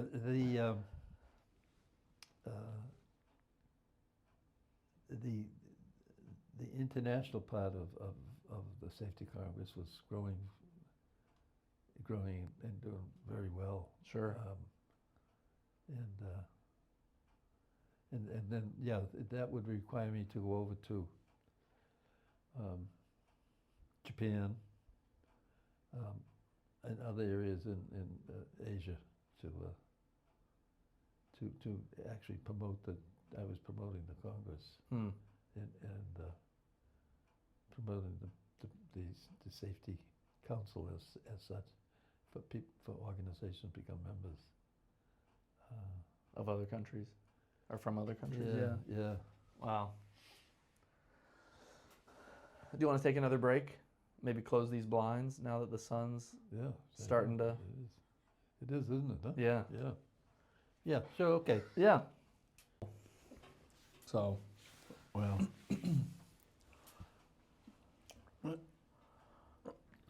Grandmother really got upset when I would be taken out of school. Yeah. In June. Do you think she was jealous? Yeah. You were the only one. Going down to Nantasket. Well, maybe it's the only one there that's asked. Joanne, what did you learn Right. after June 1st? What did when I it was miss hot out and on? there, no air conditioning. What did I miss out on? And then what did you do? You went out and played in the schoolyard and all that? Yeah, I didn't miss out on much. Oh. Yeah. Do you think your parents having the Nantasket house made you always want to maybe have a house like you did on the Cape as a summer house? I wanted to have a house just like Nana and Bunky's, a bungalow. A bungalow. And Tom Desmond, my friend from Johnson & Johnson, Yeah. we both agreed we would buy houses on Anna Maria Island on the Gulf. Why Anna Maria? Well, we thought, we've all been up there, and we thought, this is a nice place to Yeah. live there. And we could see it, that bungalow on the Gulf. And you bring the sand in from the beach, and you sweep it and push it out, and Yeah. that's it. That's what we were gonna do. So Tom Desmond and Barbara Desmond started in St. Augustine and went down the East Coast and around and up, and they stopped here. You're saying driving? They Checking the beaches, checking yeah, different places. your housing. Well, Yeah. Would you like to live here?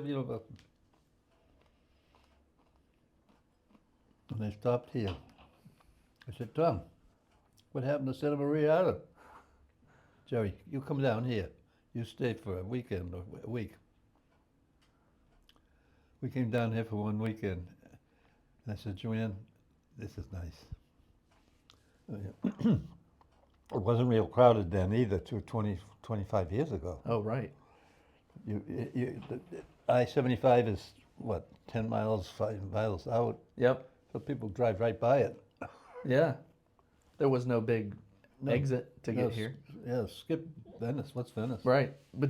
You're between Sarasota, which is Sarasota. popular, and what's south?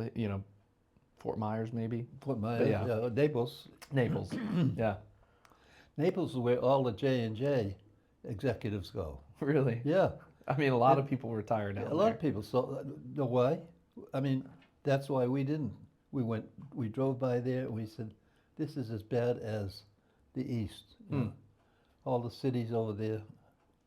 I mean, there are some nice spots on the East Coast for sure, but Sure. no, I don't want to be in a big city. Right. You know. So did he find this condo specifically? We found this condo. Okay. And he bought it, and it was still occupied, and he let the people, he gave them a year to find someplace else, and they said, that's fine, that was enough. Wow. And- They were selling it at the time? No, Or he... they were renting it. Oh. The people who, yeah, Okay. yeah, Gotcha. so. And he offered to buy it. Yeah. Hmm. And so I said, well, call us when something goes up. And so he called us and said, this place is for sale.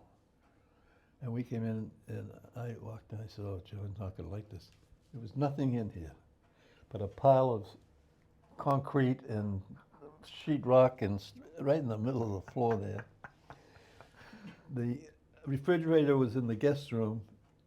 The washing machine, no, we don't have a washing machine. The dishwasher was in the guest room.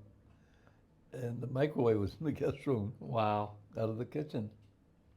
And they were rehabbing it for Mrs. Hooper, who was in bed, ill, and they had already taken $50,000 of her money to do what they did. Oh my gosh. It was awful. So she was anxious to sell it too. Okay. So I knew Joanne looked down the beach, looked out the beach and said, she didn't say a word. I said, oh, I think she likes it. Yeah. Because she could envision this place with furniture in it and Right. done. Not just a pile of concrete. But you know, you can't buy that view very often. Yeah. Oh. Yeah. That was a weekend. Lady Di crashed was crashed in the tunnel and was killed. Oh, right. Oh, right. Diane. September 1998, I think. I think. So did it... So It went up for... my bungalow went out the window. I mean, this is a pretty good bungalow. A good little view. Maybe I'll move to a bungalow. Yeah. Yeah. I'll go up. I'll go up to Anna Marie Island, see what's up. Right. Someone's up there waiting for me. I think Tom would like that. Well, you know what's not funny, but with the hurricanes last year, there's probably some just open bungalows right now that were all underwater. Yeah. Yeah. Hey, no bungalow. No. They're gone. Yeah. Did you have this condo before the Cape House? No. You had it first. We did. The Cape House was 2000. Okay. Yeah, 2000.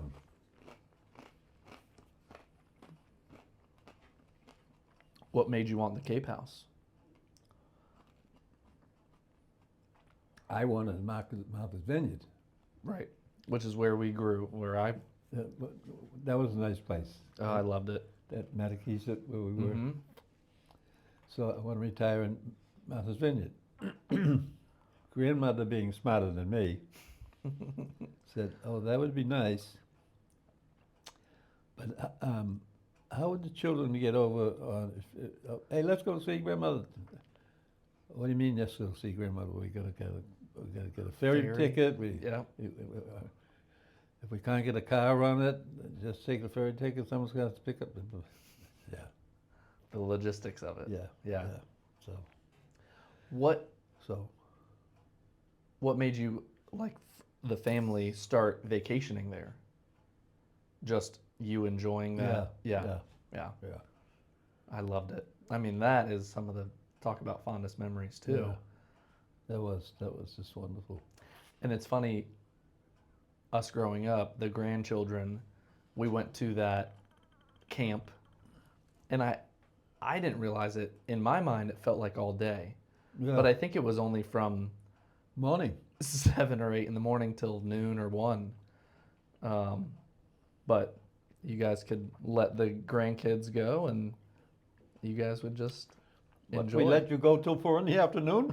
No, I don't think so. It felt like 4 in the afternoon, but Well, there was always so much to do. yeah. I mean, like Larson's. I mean, Yeah, let's Menemsha. go over to. Let's go over to. Nantucket No, or was it Menemsha? Menemsha? Yeah. I loved Menemsha. That was great. Or the town where we went to the candy shop. Oh, Do you remember that? What was that? Oh, yeah. Well, that was a. It was kind of where the ferry dropped people off at. Oh, was that in Oak Bluff? Oak Bluffs, that's what it was. Oak Yeah. Bluffs, yeah. Okay, yeah. Yeah, Yeah. Oak Bluffs. And they had those different houses. What are they? I forget what they called. They had them. I mean, Like townhouses, kind of. Yeah, Yeah. I mean, they all had pillars and porches and things Yep. like that. Yeah. When was the last time you were on Martha's Vineyard? What? When was the last time you were on Martha's Vineyard? No, I'm sorry. On yeah, Martha's Vineyard. Yeah. Yeah. I bet it's 5 years. Okay. I know I wanted to go, and Kelly, I think, wanted to go. But time, and it's easier to take the ferry from Howardsport to Nantucket. Right. That's where we went to Nantucket this Okay. year. Did you ever hear the story where Megan and I went to Nantucket? This is a few years ago. And we took the ferry over. We got into the main town, and we wanted to explore the island. Yeah. And there's really, that the town where the ferry goes, Yeah. there's like the west side that you can visit, and then the east side. And we had the choice of either like renting mopeds, we didn't have a car, or renting bikes. And bikes obviously was the cheaper option. And we asked, okay, well, if we're going to go to the west side of the island, how far is that? And it's a few miles. And so I thought, a few miles, that's nothing. Why don't we just rent bikes? So we did. But what I didn't take into consideration, being from Florida, was all the hills. I just thought it would be a flat bike ride, and from now on, I don't think Megan will let me rent a bike in a city ever again. Because the downhill was easy, but it was a tough bike ride. Oh, yeah. So, yeah. Yeah. We took an Uber this year, Oh, see, that's what we should have done, but and we didn't know. there's a great restaurant on the west side, I guess, further side. Is it called Millie's? Yeah. What? Millie's. Millie's. Yeah. That is where we went. Oh, you did? Yep, we bought a mug from there. It's really good. Yeah. What? Overlooking the water. Yeah. Yeah. Yep, that's where we went. I had one of my favorite drinks, rum punches, or better yet, painkillers. Right.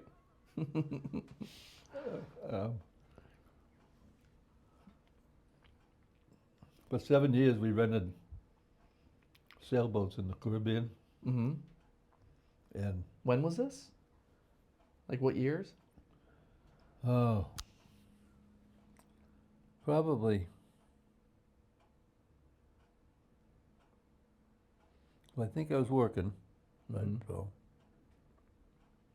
It probably went to, let's say, 97, 98, 99, 2000, 2004. Probably, maybe 95 to 90 to 2003 or something. It was Okay. very bad. Yeah. And it, towards the end, it would be Joanne and I, Henry Sharupski and his wife, and Bob Miles and his wife. And Bob was UDD, underwater demolition team. That he was a UDT. And So you'd known him for years. huh? You'd known him for years. Yeah, I've known him for years. Yeah. And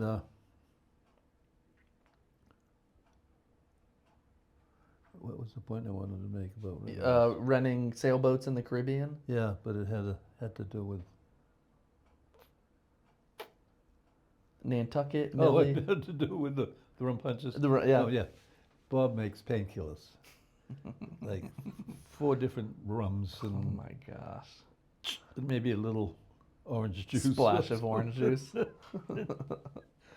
Holy smokes! That'd be like we'd gone out that night. We got out in the dinghy, take it over to town, go out, go to the restaurant, get back in, come back, have a nightcap, and then Oh my oh, gosh. well, how about a painkiller? Yeah. That would be so Oh my God. exhausting. So I was at Millie's, and I think I had a rum punch. And I think I had another rum punch. I only had 2, I think, or 3. Maybe I had 3. Then we went to someplace, wasn't in town, but it was further east, and they danced and had a band, and I don't know what the name of it is. So wouldn't remember. Yeah, we didn't Kelly go would. that. I'll have a painkiller. Oh my And I god. think I had another painkiller. I mean, we made it back to the boat. We made it. But, That was probably a good trip. wow. Wow. Yeah, that's my favorite drink. The Not painkiller. painkiller. Rum punches, rum runners, or whatever they Yeah. call it. Like at the yacht club, it makes a nice rum punch. Is there a place, and it doesn't have to be in the States, that you've ever wanted to visit that you haven't yet?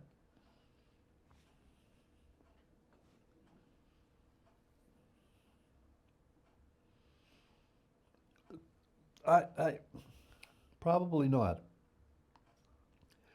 For times, every time I think of the Baja, Mm-hmm.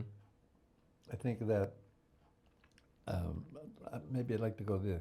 Kevin used to go down there with the family Okay. and fishing and Yep. all that stuff. Yeah. But that might be one place, but I don't think so. You've been to Ireland, right? Hmm? You've been to Ireland? Yeah, I mean, I'd go back to Ireland. Mm-hmm. What I'm, you know what I'm doing now? What? Organizing between two people. I want to go. I've always wanted to go on a riverboat cruise, Mm-hmm. and grandmother didn't like cruises. Really? 2 days maybe. Yeah. I said, honey, you can't go just for 2 days. No. I said, how about a houseboat? Houseboat cruise down the Rhine or the Mhm. Danube? Maybe. So, I'm going next spring. Good. Fred Bigler, I just happened to mention at a meeting at the yacht club. He was that I was thinking of this. He said, "I'll go." Oh, really? So later on, I thought maybe it was the drinks. So I said, "Hey, Fred, are you really?" Yeah, Gerry. He's going, I think, on 3 Wow. when his wife was alive, Okay. and they loved them. Riverboat cruises. Riverboat cruise. Okay. Did you book it? Not yet. Trying Okay. to come up with the right one. Yeah. Yeah, so Itinerary. I think it's going to be the Danube, but I don't know. Okay. I drove from Schaffhausen, Switzerland, as kind of the headwaters of the Rhine. Not sort of, it is. And then I drove all the way down to, followed the Rhine down to Amsterdam where I got my flight. And that was interesting. When was that? When I worked for J&J, Okay. because that was, did I ever tell you the one about 3 months? Well, anyhow, I did that and saw all the grapes going up and down the, right, well, it's just amazing. I'm not a lover of Rhine wine. Really? No. But the vineyards are gorgeous. Yeah. That Schaffhausen was funny. It was like 3-4 days before the 4th of July in New York Harbor. It was a big celebration of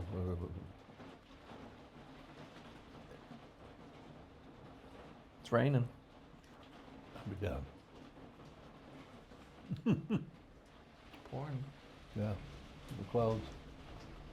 And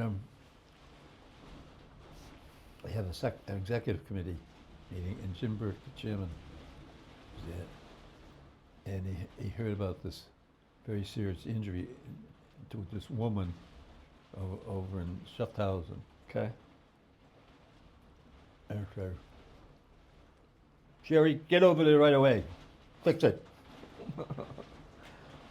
4th of July. Right. So, I talked to my secretary. She said the only way you can do that is the Concord. Book it. Wow. Both ways? Yeah, both ways. 10 grand each way it was. Wow. Oh my gosh. Did you fly first class? That's all there is there. Okay. Yeah. Yeah. And it's terrible. The windows are only about that big, and the Right. seats are small, and they serve you on trays like they used to serve on the planes. Right. Yeah. Oh, that's terrible. Oh, awful. For that price? I was only, they were obviously all executives.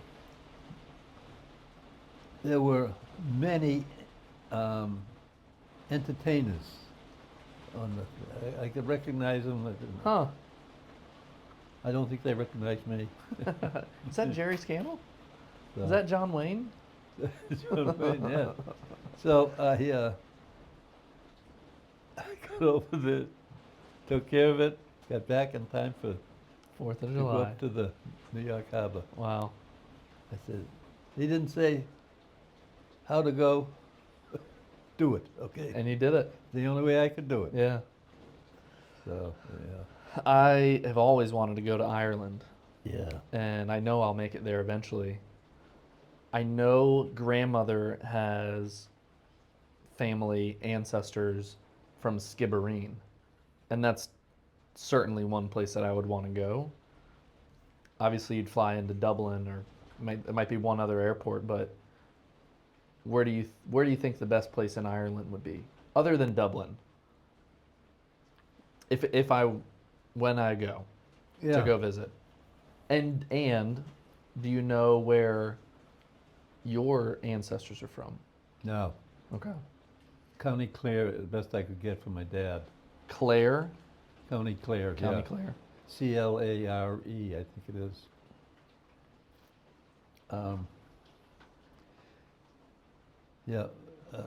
Grandmother's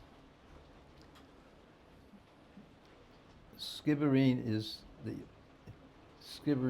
Port of Small Ships. That's his name. Okay, that's what it means.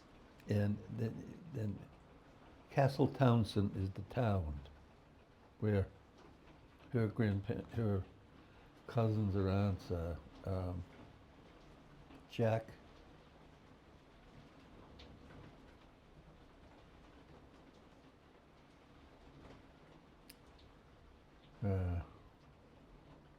Did you meet them? Did you go meet them there? Yeah, with Timmy and Daddy. Oh, really? Well, I had another training session in Lucerne, Switzerland. Mm-hmm. And it turned out that Patty was on a, you know, spring break or something. I don't know, it was winter. Maybe it was spring. So Patty came with Mum, grandmother and I, Mm-hmm. and I had this training program, and the Germans are there sitting in the front row, like, prove it to me. Oh my gosh. Yeah, oh jeez. So I said, we're gonna have a cocktail party up in our suite. And and grandmother and Patty cooked up some, got some stuff. Hors d'oeuvres Hors and d'oeuvres, stuff. Yeah. We got wine and beer and they all came up and that broke the ice. Hmm. The next day the Germans were, Listening and they Accepted. they participated, they understood what we were trying to do. Wow. If we didn't have that, it was grandmother and Patty, they just smoothed the group. It That's was great, awesome. yeah. Yeah, I mean, Patty did, I think we had to push them out. right. Okay, go to bed. I So, feel like obviously grandmother went with you. So then we went Oh, to yeah. Ireland, Yeah. Okay. and we had Tim fly over to Cork, or to Dublin. County. Yeah. And I rented a car, and we're going down to Castle Townsend, or Skibbereen. We were down. It was shades of when they split us up in the Navy when they were trying to take Court you for Joanne. yeah. Yep. Joanne and Patty and Tim. They escorted on this side of the house, and Jack, the dad, on this side of the house, and he took me into this little room where it had a peat fire, Mm-hmm. and I was frozen. I was cold. And would you be having a little Patty? Oh, Jack, I'd love some. Yeah, please. So Patty Irish whiskey. Oh, okay. About the cheapest you can get over here. Okay. So he said, I mean, I was frozen. I needed Yeah. it. It's cold. Would you be having a little more, Jack? Oh, I'd love some, please. Thanks. More Patty. I think I had 3 patties.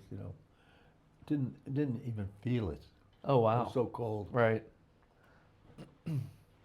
Okay, now we're going to the room. I wasn't blood. You weren't what? I wasn't blood. I had to prove myself. Wow. That's why he took you into that. Yeah, that was Who was Jack? Jack was the father. There were, I think, 10 kids. I think it was either 9 boys and 1 girl, or 8 boys and 1 girl. Mm-hmm. And the girl was a doctor, a medical doctor. This was grandmother's like uncle or cousin? Probably cousin. Cousin. Okay. And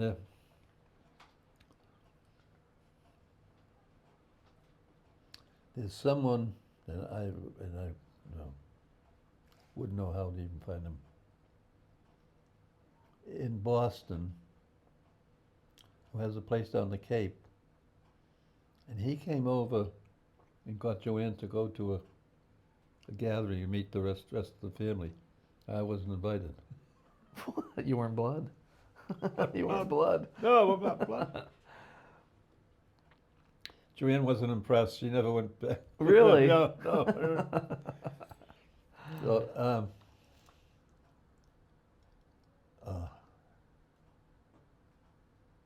I'll remember the names. Check it. Yeah, I just didn't know the relation. And it had like if 10. This is right on, right on the edge of the western part of Ireland, Cork, Mhm. overlooking. There is a buoy out there that all the ocean races, big races, all go around. This is very prominent, very well-known point for sailing around on these ocean races. They Yeah. have, and he has 10 acres And his gift to each one of them that got married was a sliced off an acre and gave it to him. Wow. He was land poor, you know. Wow. Holy cow. Had cattle of some sort, and this fellow who came and got Joanne to go over to the On the Cape? Cape. Yeah. He would take. He or his son would take a month or two off every year and go over and help Jack, mostly shovel the cow manure out of the barn or something like that, you know. So he Wow. had cattle too. Well, I guess the land was they graze on the land. Yeah. Huh. I remember J&J has a book on every dossier on every doctor in Ireland. J&J does? Yeah, and And that one female you they said. said, "Oh yeah, we know her. Who?" They said, "You know, she's probably the only woman doctor in Ireland." Wow. I mean, I think they said that facetiously, Right. but you know, there aren't many. Oh, I'd be interested to look that up. Yeah, and that her name, of course, she could be married now.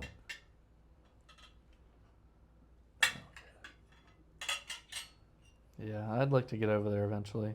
Yeah, it's beautiful. Well, also because my mom's side has ties from Ireland too. So Now, where are they from? Cork? Or? I don't know exactly. My mom and her brother took a trip years ago. And County Mayo, probably. Mayo. Yeah. Her maiden name Mayo. So I'm sure there's some Mayo ties, but I don't. There's probably another part of Ireland that Well, her mom's side's from. yeah, Because my mom's mom, maybe someone knows, you know, on the Mayo side of. I don't know, but I'd like to look it up and go.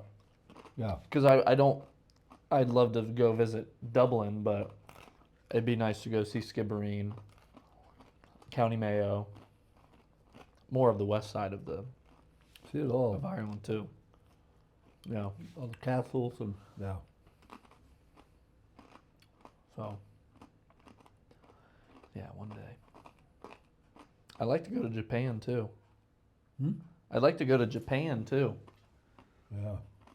Did you enjoy your time there? I mean, Oh, yeah. we're kind of on business, but yeah, Well, probably enjoyed. I'll tell you, I spoke at the epicenter of the Hiroshima. Oh, I didn't know that. I thought I told you that, no? Mm-mm. Yeah.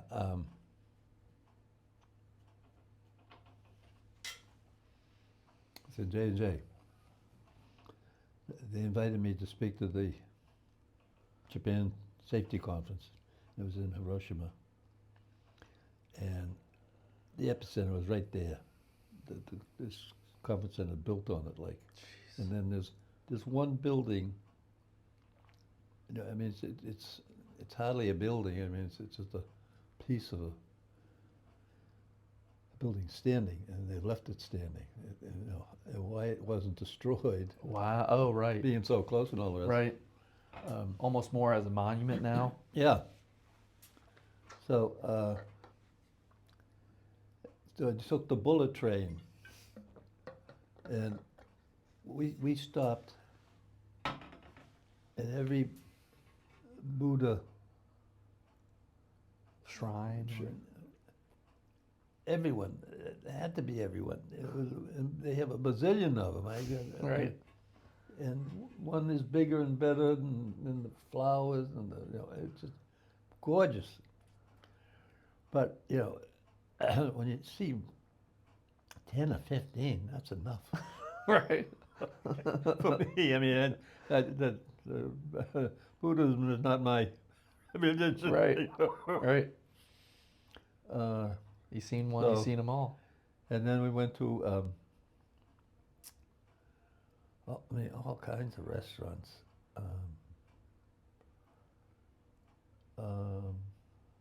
What's What's that white food? It's just a block. It's just Tofu? Huh? Tofu? Tofu. Tofu. Tofu restaurant. That's all there is. Really? It's cooked this way and that Different way. ways and. So I had that. It was great. Was grandmother with you? No. Oh, This okay. was no, I was gonna say, yeah, did grandmother yeah. like it? No. Right. No, that's another time she went to, that she did come with me. But, I mean, it's a long, narrow, I mean, it really is, it's kind of a long island. Right. And It is. It's beautiful, and yet it's not, they hardly have any land. Yeah. I mean, everything is built on it. The mountain, of course, is beautiful. Did you have sushi there? Did you eat sushi? Do you like sushi? Yeah, I like the sashimi better. Yeah. Oh, okay. No. Yeah. Well, Just the but, fish. Yeah. Sliced thin and, yeah, I would buy sashimi, sushi at the Publix Mm-hmm. for the caregiver. Oh, really? Yeah, she liked it. She liked it? And I love it, so one package was more than enough for, Both of you? yeah. Right. Did grandmother like sushi? No. No. Megan doesn't like sushi. Cherish. But that's because she is Joanne is Irish. Meat, potato, and vegetables. right. Oh my God. That's it. And don't tell me you got something other than that. Well, you like it. I won't like it. Right. Just try it. I'm not gonna like it. No, you won't even try it. Right.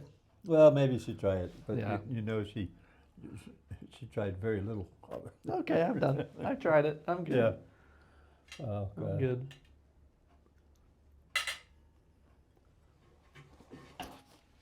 Mm. Beer. I remember one time in Levittown, you know, we became friends very quickly. Everyone in Levittown was probably from the, hey, they're all new homes, young couples. As I used to say, you can't put even two dimes together, you know. Right. And on Fridays, the guys would get together and say, "How much you got?" "I got $250. What do you got? $5." Got this. Wow. Then I would be I had the station wagon, and I'd go over to New Jersey and get that beer for $1.98. And I'd have to cover up the cases with blankets and have the kids sitting, because it's, quote, illegal to do it, run Across the state line. Yeah. Oh my And gosh. I bet the kids, they would be on top of that going through the toll booth. Yeah. There was toll booths there. And so, everyone,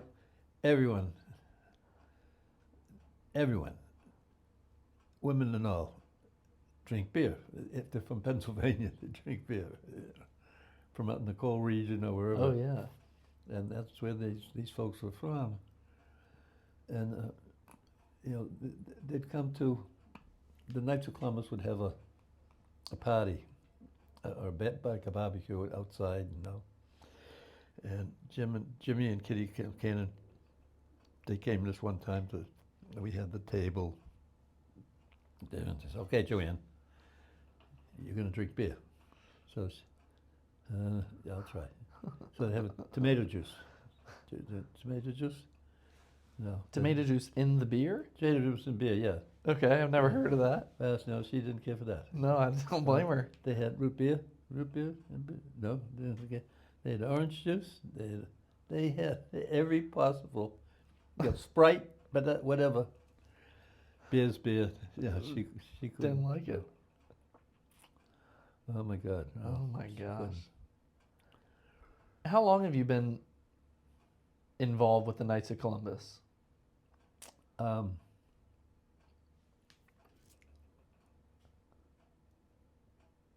I'm a lifetime member.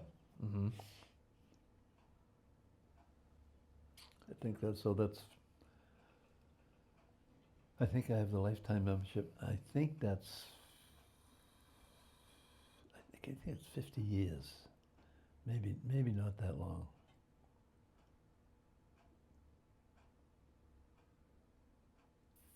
Could be. Okay. A long time. Because you were just on the phone with Fred, right? Was it Fred? Who called you earlier? Fred? Fred? Yeah. He's coming into town? No. No. No. Chris Scannell. Chris. Yeah. But Well, he coming in town for the. See, he was coming in town for the International Air Show in Punta Gorda. We want to go see the Blue Angels. okay. And Well, the reason I'm asking is you are being honored, you said? well, no, I'm getting exemplification of the fourth degree. It's not a religious degree. It's patriotism, Okay. because everything we do is for veterans. I didn't know that. Knights of Columbus is? Yeah, I did not know that. for the fourth degree of Okay. the Knights of Columbus, especially. Knights of Columbus is everything. Oh, okay. We have Not just veterans. Yeah, no, it's yeah. But this is primarily it's and I don't know. We have the swords, we have the hats and the fluff and dark suit. That's awesome. And it's to honor the veterans. Okay. And yeah. So I've been a third degree for so many years that, how come you haven't been a fourth degree? I said, you want to know the truth? Yeah. Grandmother. But she said, you'll be spending more time away from home. I said, I don't think so. But if you don't want me to Do it. I won't. Yeah. So this came up and they said, are you still interested? I said, yeah. And that's November 1st. That's when Chris is coming in. I was going to pick him up at the airport. Gotcha. And I got so he's going to take an Uber from the airport Okay. to get here. So, Yeah, I didn't know the. and I'm going to see if I get another ticket. See if Patty would like to go. Okay. Yeah, I didn't know the difference between the degrees. the degrees. Yeah. What's the top degree? That. Fourth. That's it. And that's the patriotism. The third degree is, everyone is the third degree, unless they become a fourth degree. And some of them don't want to be fourth degree because they don't want to have to, on a Saturday, go to a funeral and all of this. Yeah, so. Oh, okay. That's what it is. That's a high honor. Fellow in National Safety Council in the Office of, forget the title. And what would be the office that would communicate with newspapers and public communications, say the Yeah. Office of Communications, Yeah. something like that, okay?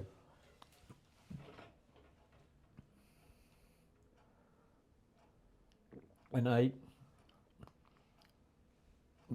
ran the $1 million dinners at the National Safety Council, Mike was an important part of it. Setting things up and publicity. Yeah, and making sure that so-and-so company has been contacted saying, don't you want to honor that person? And, oh, yes, you do. It's $1,000. Okay. And we have in the Waldorf Astoria in New York. Okay. So I'm leaving, and I'm leaving the council. I'm retiring. Joanne, now I'm retiring. Now you can retire. No more cooking. Yeah.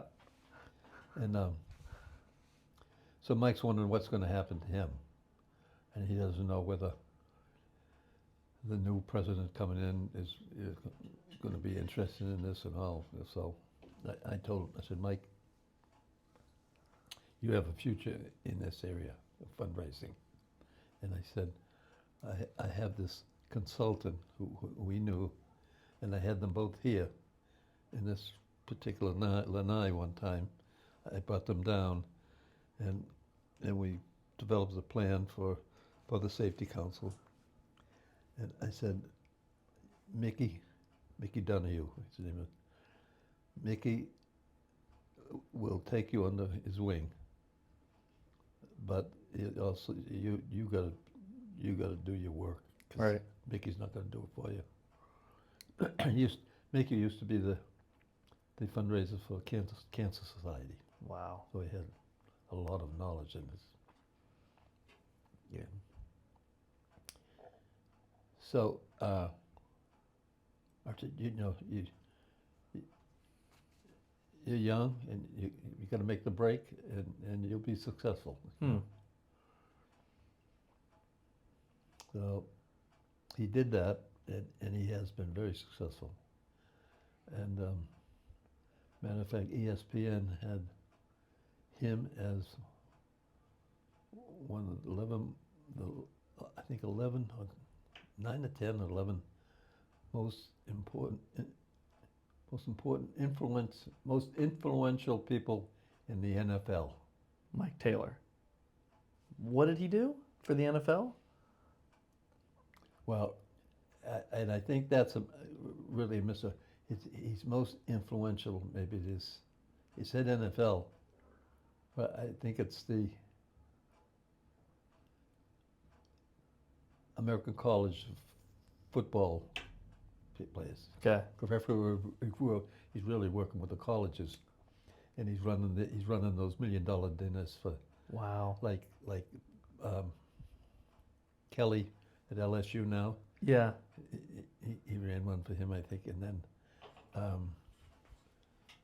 Alabama, Saban. Mm-hmm. But what he has done, and I haven't gotten into the details with him. He first of all, he embarrasses me, and I tell him, I don't want to hear it again, because he's always saying, "You're the reason I'm able to do that." I said, "No, I'm not." I said, "It's you, Mike." I said, "Look, I just pushed you a little bit, Yeah. and He put in the work. and you flew. Your wings worked." He developed some kind of a protocol, and it's not just he has got CEOs, several CEOs in this group, and many scientists, and they've got it down to where you apply this protocol to your football players, and we can tell you which ones will be if they'll be a successful quarterback Wow. or not. Wow.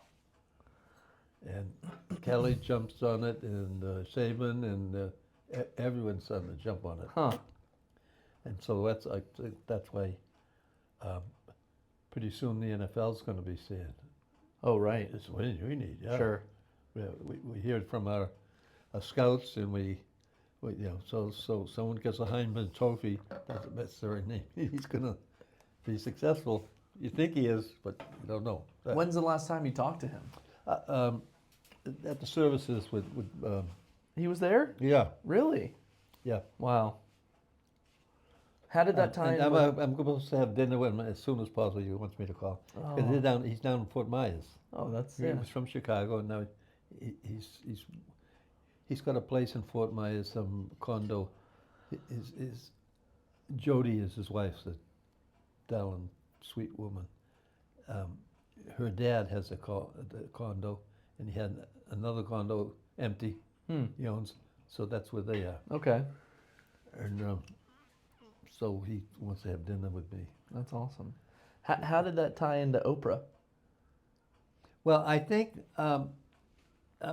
he was he was there when but I think it was another fellow, David, who actually did the contact with the producer. Mm-hmm. Producer. how it happened is we were having a bunch. Chicago was had a lot of above ground pools. If you fly into Chicago, you can see Okay, I you didn't can know see a that. bazillion Yeah. above ground pools. Specifically above ground pools, but not limited to Mm-hmm. them, but many of them. Drownings, young kids, Okay. infants, things like that. And so David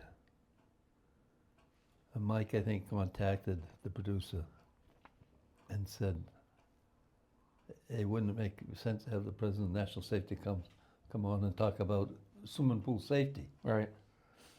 And they thought that was a pretty good idea. It was, yeah. Uh, Oh, see, I and that was another one. You know, what do they call them? Segments or Mhm. something. yeah, But they, on different shows. yeah, they said, look, after your segment, Oprah's going to leave. She's going on to that thing. Oprah never left. Oprah sat there and talked to me about this and that thing. Really? And I knew she had it. I said to David and to Mike, what does she like best? What's her interest in? I said, I know she has some dogs. They said she's got a lot of dogs. She's got dogs out in the house in California. She got them in Michigan, right up here. And I said, but I know she has a little dog in the office. They talk. In Chicago. Yeah, and they thought, yeah, there she has like a Scotty or something. I said, I want a life jacket for a Scotty Pepper dog. We're talking about sailing. Yeah. And she said, well, the dog can swim well. I said, dogs can't swim. They're going to collapse. They're going to tire just like you and I in swimming. Right. That's a misnomer. And you're going to sailboat, how do you get the dog up? You can't reach that dog's climbing all this. You don't have a special ladder, or maybe you do, and that's a good idea. But in most cases, you should have this life jacket. And then you can just pick him right up. Right. With it. And so she said to her staff, get the dog. Put the dog down, put the life jacket on. That's amazing. And this was not. This was just off camera. No, this is on camera. Oh, this is on camera. Okay, okay. No, she stayed there. Oh, okay. Well, I think probably off camera, get the dog. Or Oh, something, right. Yeah. Yes. And I said, you know, in swimming pool safety, most people could jump in the water. Then how are we going to save them? Right. I said, most of these swimming pools should have a shepherd's hook, and it's a pipe. You've probably seen them Yep. on walls. Yep. Of swimming pools. So, you get that person on To there, save 'em. and you save that person. If they're not moving, you can pull them up. Right. And so it was. Gotta have the good bullshit. You go now. So, but she was terrific. Yeah. They told me she's gonna do it. She's off and gone. After the show, Joanne was somewhere, and she says, "Joanne, what are you looking for?" Gerry, where's Gerry? I could hear her. Where's Gerry? Someone good. You know, she was just so wonderful. Yeah. Could you tell at that time just how big? I mean, she is an icon now. Yeah. And back then, it wasn't, the gravitas she has now. But could you tell that she was different? You get on OSHA, because so many people said, "You've been on OSHA?" I said, "Yeah." Yeah. And she's a different person than what people tell you. At least she was to me. So, because dogs, she loves dogs. And yeah, she just sat there, and looking up at me, and there were other people from other interests that wanted to talk to her. Yeah. And I think most of them did have an opportunity to talk to her, but I'm too bad you can't get that. I've looked, and it's got to be somewhere in some archives. I'll ask Mike. Yeah, Maybe he just maybe he will, to maybe he won't. see, point me in the direction of who I can Yeah. email or ask Yeah. or find it. You know, yeah, I'd love to. I'd love to find that. Yeah. Yeah. It was. Because It was. She must own the rights to it now. Oh yeah. What's the name? Harpo or Yeah, Harpo. Is it Oprah Harpo? backwards. is it? Harpo. Okay. Yeah. Let me get a little bit. So I think I emailed their communications people to at least see if they can help me find the archive video, and I never got an answer. Yeah. Yeah.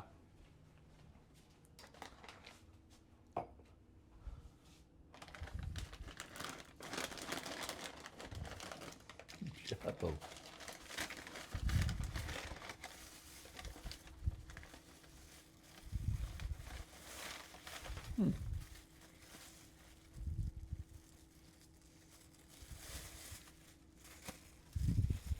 Mosquito.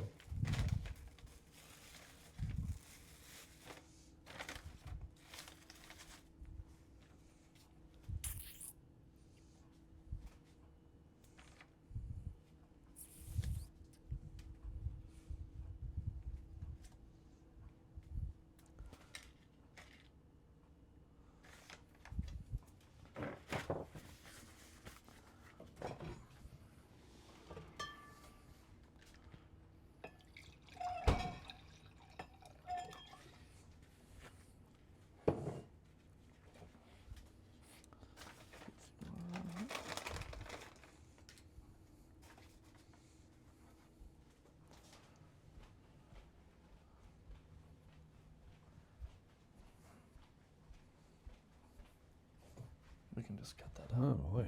We don't have to eat it, but I figured Oh, what do you mean? I'm gonna have a little bit more of the Yeah. prosciutto. I think the other thing I was curious about that I don't. Oh, I have the rind on there. Oh yeah. I didn't cut the rind off. Let's get the sharpen knife. Got it. What was the other? Are we on camera, off camera? You got it stopped? I'm still recording, but Oh, yeah. yeah. Oh. I figured I'd just. You were on the front of Time magazine, right?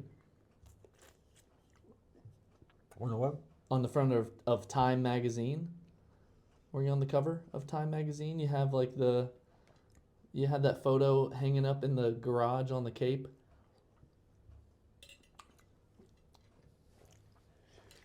Am I mistaken? Is that a thick one? Is it fake? It might have been when you retired from National Safety Council. Yeah, that's someone on the council might have. Made that? Yeah. Okay. I think so. Okay. We can cut that out of the video then. Yeah, remember it's framed. It was in the garage up on the Cape. Okay.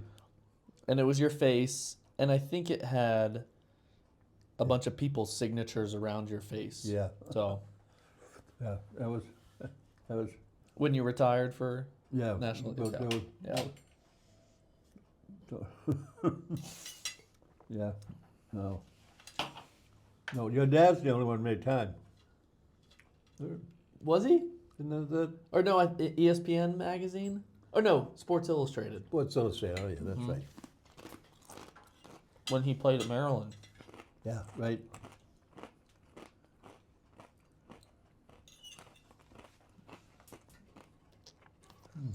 And I think growing up, I always Good. thought that was the article was about him, but I think he was like hitting a defender when they played Johns Hopkins or something in lacrosse. Yeah.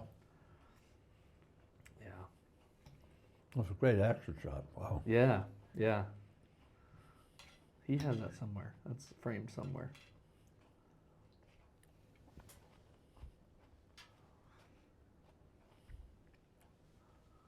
Yeah, this is good.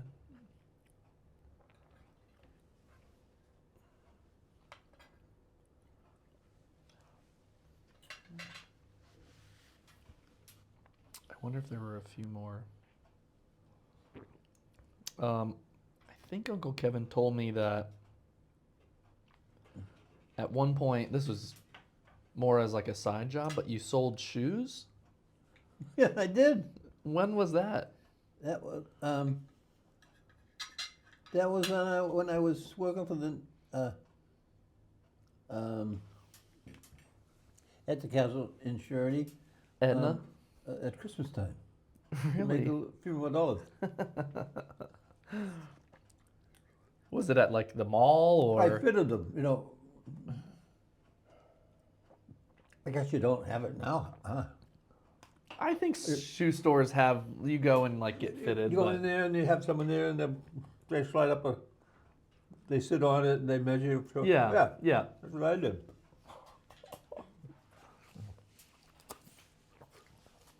It was, you know,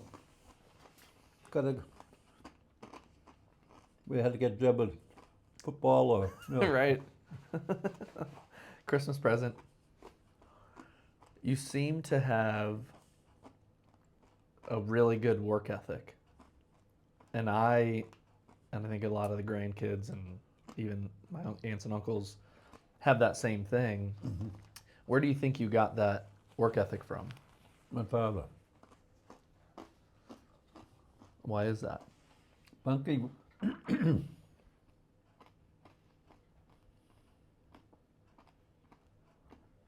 worked 7 days a week, 3 nights a week. What? Furniture store. No, he didn't sell furniture. He was the credit manager. Okay. But because the store was open, you know, someone had to do the credit checks Right. and all that stuff. Wow. And he was. We had a picture of him being honored in Boston by a Chamber of Commerce or something about credit manager of the year or something like that. That's cool. Yeah. You know, that meant working till like 9 o'clock at night, and taking the train or the DL, you know, the metro or whatever it's called. Yeah. And then down there in Tasket, he'd have to take the train, and I know I'd go, Oh, even during the summer. yeah, Wow. yeah, it was, God, forever he worked like that. Amazing. And I mean, never complained. I shouldn't say never, but Right. hardly ever. Didn't make it apparent. Never, yeah. I did not know that. It's a job, getting paid for it, you know, it's a good work. Yeah. I just think these days, well, one, I don't think you can teach good work ethic. Yeah, I think it's a learned thing yeah. or an observed thing. But these days, I just don't, a lot of kids my age and younger, they don't have that work ethic. No. And it's unfortunate. So I'm fortunate to have seen, obviously, what you've accomplished, what aunts and uncles, my parents have accomplished, and to have that drive, because I don't think everybody has that. So. No, no, you're right. Some people think, you know, it's owed to them. Yeah. You know, it's not. You know. Yeah. I think just from. But anyhow, yeah, no. Yeah. I think from my dad. I didn't know that. I think from just hearing your stories too, part of your trajectory, there seems to have been a little bit of luck too, where someone reached out to you, or your resume that you dropped off years ago that ended up getting looked at. And I think that's something to not overlook either, of just, you know, you can work hard, but you met the right people too. Oh, absolutely. Yeah. Yeah. Um,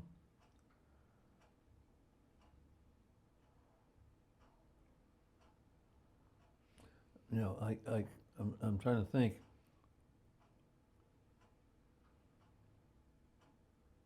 But I think some of that is because you worked hard Hmm. and you did certain things that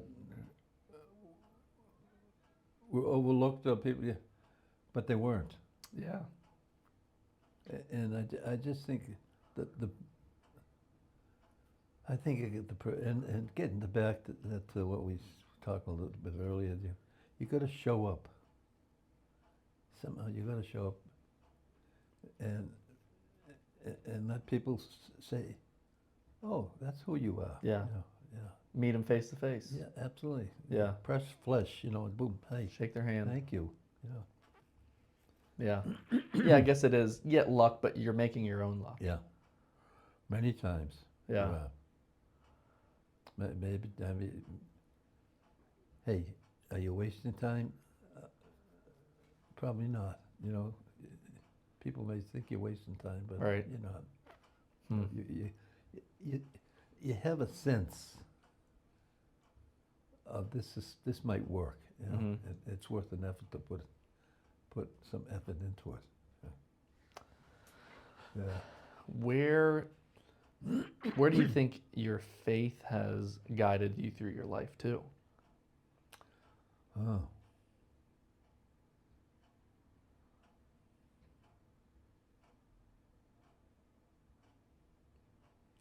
Well, I think my faith has guided me in to being honest, but honest as you can, um, and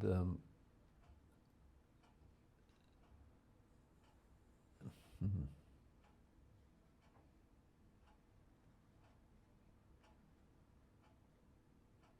You know, I don't think maybe someone would disagree with this, but I don't know anyone around me that being a Catholic, I don't think it's had anything to do with it, unless someone has recognized being Catholic, you have certain values, or you should, and you keep them. Mm-hmm. Uh, yeah, I just think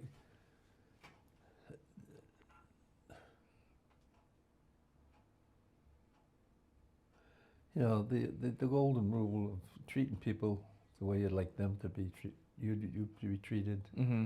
and and not thinking everyone's ripping you off, and so many people think everyone's ripping you off. Everyone's Out to get you. yeah, everyone's the evil, yeah, you know, they don't think anything or don't care about other people. I don't believe that. I mean, I'm sure there's a percentage in everything. You know, Yeah. yes, Yeah. but you know, I mean, I've heard a lot of guys say that. You know, they're no good. No. No, I think you're wrong. I think Right. you're wrong. I agree with that. You know, you know, it's again what you know, it's what's in here and what's up here too. You know, you put those two together. You know, don't separate them. Um, and that can be a northern light for you. It really can. Okay. Hard to put in words, you know. Yeah. You know, because I don't, you know, I don't know what what good things I've done and what other things that have paid off. You know? Sure. Um, I don't think anyone knows. but I've done okay, you know. And everyone can do okay if they try. Yeah. Well, thank you, grandfather. This has been awesome. Well, you've asked some tough questions. I don't know whether I've answered them. I think you have. Yeah. You've lived them. Is there any last remarks if we end this round one? You have any advice that you would want to give your kids, your grandkids, your great grandkids? Well, I would like to just say, life is good. God is good.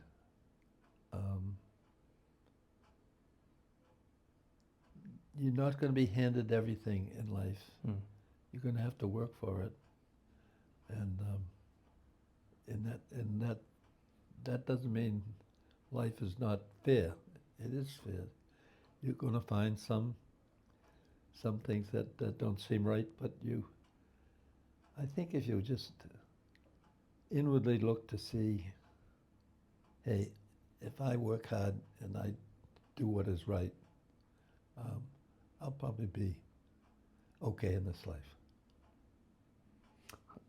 When I was in dental school, throughout the whole 4 years, we had dentists come in and teach classes or give us lectures, and that was a pretty common theme. What from different dentists throughout those 4 years was, if you do the right thing, if you're worried about the money or success, if you do what's right, all that other stuff will happen. Yeah. So I think that's a good And, Northern Light. you can take that to the bank, really can. There are different people, right? Mhm. Different dentists have come in to say that. And some other common theme is, do what's right and do what you know it's right, and put in the effort, and it should pay off. Yeah, the rest should follow. Yeah. Yeah. Well, cheers. Thank you. Okay, thank I you. think we'll wrap this up. We'll enjoy another glass of wine and Yep. end this.